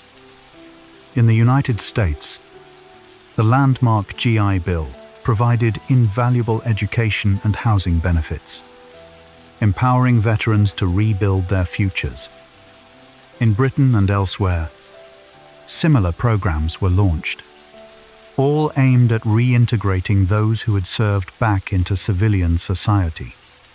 Yet, the personal challenges were immense. Finding stable work, coping with traumatic memories of battle, and adjusting to a world that had irrevocably changed in their prolonged absence. Entire generations carried the enduring weight of their service, profoundly shaping societies with their resilience, their quiet suffering, and their fundamental need for healing. The return of veterans was one of the war's quieter, yet no less significant, struggles not fought with weapons on a battlefield, but with immense patience, understanding, and the slow, deliberate rebuilding of lives interrupted by global conflict. The Cold War began almost immediately after. Even as triumphant victory celebrations echoed across the globe in 1945, new and dangerous tensions were already brewing. The fragile wartime alliance between the United States and the Soviet Union quickly gave way to profound suspicion and escalating rivalry. Ideological differences, once suppressed by a common enemy, sharpened into open hostility as both superpowers relentlessly sought to shape the post-war world in their own image. Germany rapidly became the primary dividing line, with East and West locked in stark opposition. The horrifying advent of nuclear weapons added a new, terrifying dimension to this rivalry, introducing the specter of mutual annihilation. Though the Cold War was largely fought through intricate politics, pervasive propaganda, and numerous proxy conflicts, its deep roots lay firmly embedded in the ashes and unresolved issues of World War II. For decades, the ominous shadow of superpower tension loomed over the entire world, profoundly shaping alliances, international conflicts, and global culture. The Cold War serves as a stark reminder that the end of one great struggle often tragically marks the beginning of another, as humanity moves uneasily from one fraught chapter of history into the next. Indeed, the atomic age would soon reshape global politics in fundamental ways. The atomic age reshaped global politics. The dropping of atomic bombs on Hiroshima and Nagasaki in August 1945 abruptly ended the war in the Pacific, but simultaneously ushered in a terrifying new era of uncertainty. The world had witnessed, for the first time, the unimaginable destructive power of nuclear weapons, and it was clear that nothing would ever be the same again. Nations quickly raced to develop their own arsenals, and the entire landscape of global diplomacy fundamentally shifted, centering around the terrifying possibility of mutual annihilation. The atomic age profoundly reshaped not only politics but also the realms of science, ethics, and popular culture, as people grappled with both the immense promise of nuclear energy and the existential peril of nuclear war. For many, the haunting image of a mushroom cloud became the defining symbol of modern fear. Yet, the dawn of the atomic age also paradoxically spurred powerful movements for peace, disarmament, and enhanced international cooperation. It stood as a stark reminder of humanity's extraordinary ability to create immense power, and of the solemn responsibility to use that power wisely, lest unchecked destruction utterly eclipse all hope for the future. The memory of the war lives on in countless memorials across the world. Memorials stand in quiet, poignant testimony to the millions who suffered and died during the war. From the meticulously kept cemeteries of Normandy to the humble cenotaphs in countless small towns, each monument carries names, dates, and untold stories. In cities like Berlin, Hiroshima, and Warsaw, memorials powerfully remind us not only of fallen soldiers, but also of innocent civilians and entire communities tragically lost. Simple crosses, eternal flames, and solemn statues speak silently yet profoundly to those who pause before them. These sacred places invite deep reflection, profound grief, and enduring gratitude. For veterans and their families, they often become sites of solemn pilgrimage, while for later generations, they serve as crucial lessons carved in stone, immutable reminders of history. The memory of the war is thus not confined merely to books or classrooms, but is indelibly inscribed on the very landscapes of our world. Each memorial, in its silent dignity, whispers the same vital truth. That remembrance is not just for the past, but fundamentally for the future, ensuring that such devastation is never, ever repeated. World War II still profoundly shapes the modern world today. Though more than 7 decades have passed, the Second World War continues to cast its long shadow and fundamentally shape our contemporary world. Nations born from its tumultuous aftermath, alliances forged in its crucible of fire, and the hard-won lessons drawn from its myriad tragedies still profoundly guide global politics, culture, and collective memory. Groundbreaking technology developed during the war, ranging from jet engines to the earliest computers, laid the foundational groundwork for much of modern life.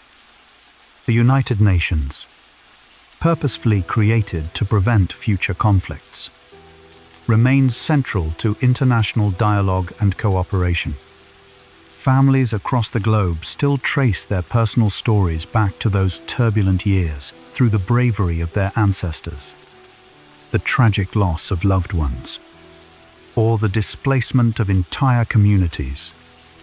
Museums, compelling films, and insightful books collectively keep this vital memory alive, ensuring that the world never forgets. To truly study World War II is to ultimately study ourselves, our immense capacity for destruction, but also our boundless potential for resilience and renewal. Its enduring legacy is not merely distant history, but a living thread inextricably woven into the fabric of the present. And so, our long journey through the echoes of World War II comes to a close. We have walked through ruined cities and serene countryside, crossed oceans teeming with convoys, and listened to voices carried on radios and letters that bridged entire worlds. We have seen. We have witnessed sorrow woven with resilience, the spark of invention amidst despair, and the enduring flame of hope, countless threads meticulously interlaced into the intricate tapestry of humanity's most immense and challenging conflict. Now, the fierce battles themselves have long receded into the past. The thunderous roar of planes and the mighty presence of ships have vanished, and the deafening clamor of guns has finally fallen silent. What endures instead are the poignant memories, deeply etched not only in the pages of forgotten diaries and the solemn stones of countless memorials, but most profoundly within the very fabric of the lives of those who have come after.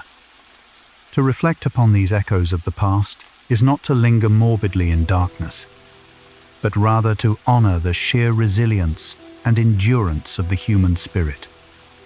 It is to marvel at humanity's astonishing ability to rebuild from ruins, and ultimately, to allow a profound sense of gratitude to gently soften the immense weight of history. As you gently drift into the serenity of sleep, allow the jarring cacophony of war to completely fade into a peaceful silence. Picture instead the vibrant scenes of rebuilding. Streets once again bustling and echoing with the sound of laughter. Imagine children joyfully planting new gardens where stark rubble once lay, and families finally reunited, embracing beneath skies no longer harshly torn by the searching beams of wartime spotlights. The war, though undeniably vast in its scope and heavy in its historical imprint, now transforms into only a faint, indistant murmur, peacefully receding into the comforting background of your dreams. Thank you deeply for joining me tonight on the Sleepy History channel. If you found a measure of comfort and calm in this quiet journey through time, we kindly invite you to consider liking, subscribing, or sharing your favorite insight or fact in the comments section below. And when you feel ready for another exploration, the next video gently awaits, promising yet another soft and contemplative path through the enduring mysteries of the past. But for now, simply close your eyes. Allow the long, winding story of the world to gently slip away from your thoughts, and find profound rest in the peaceful tranquility of the present moment. Good night.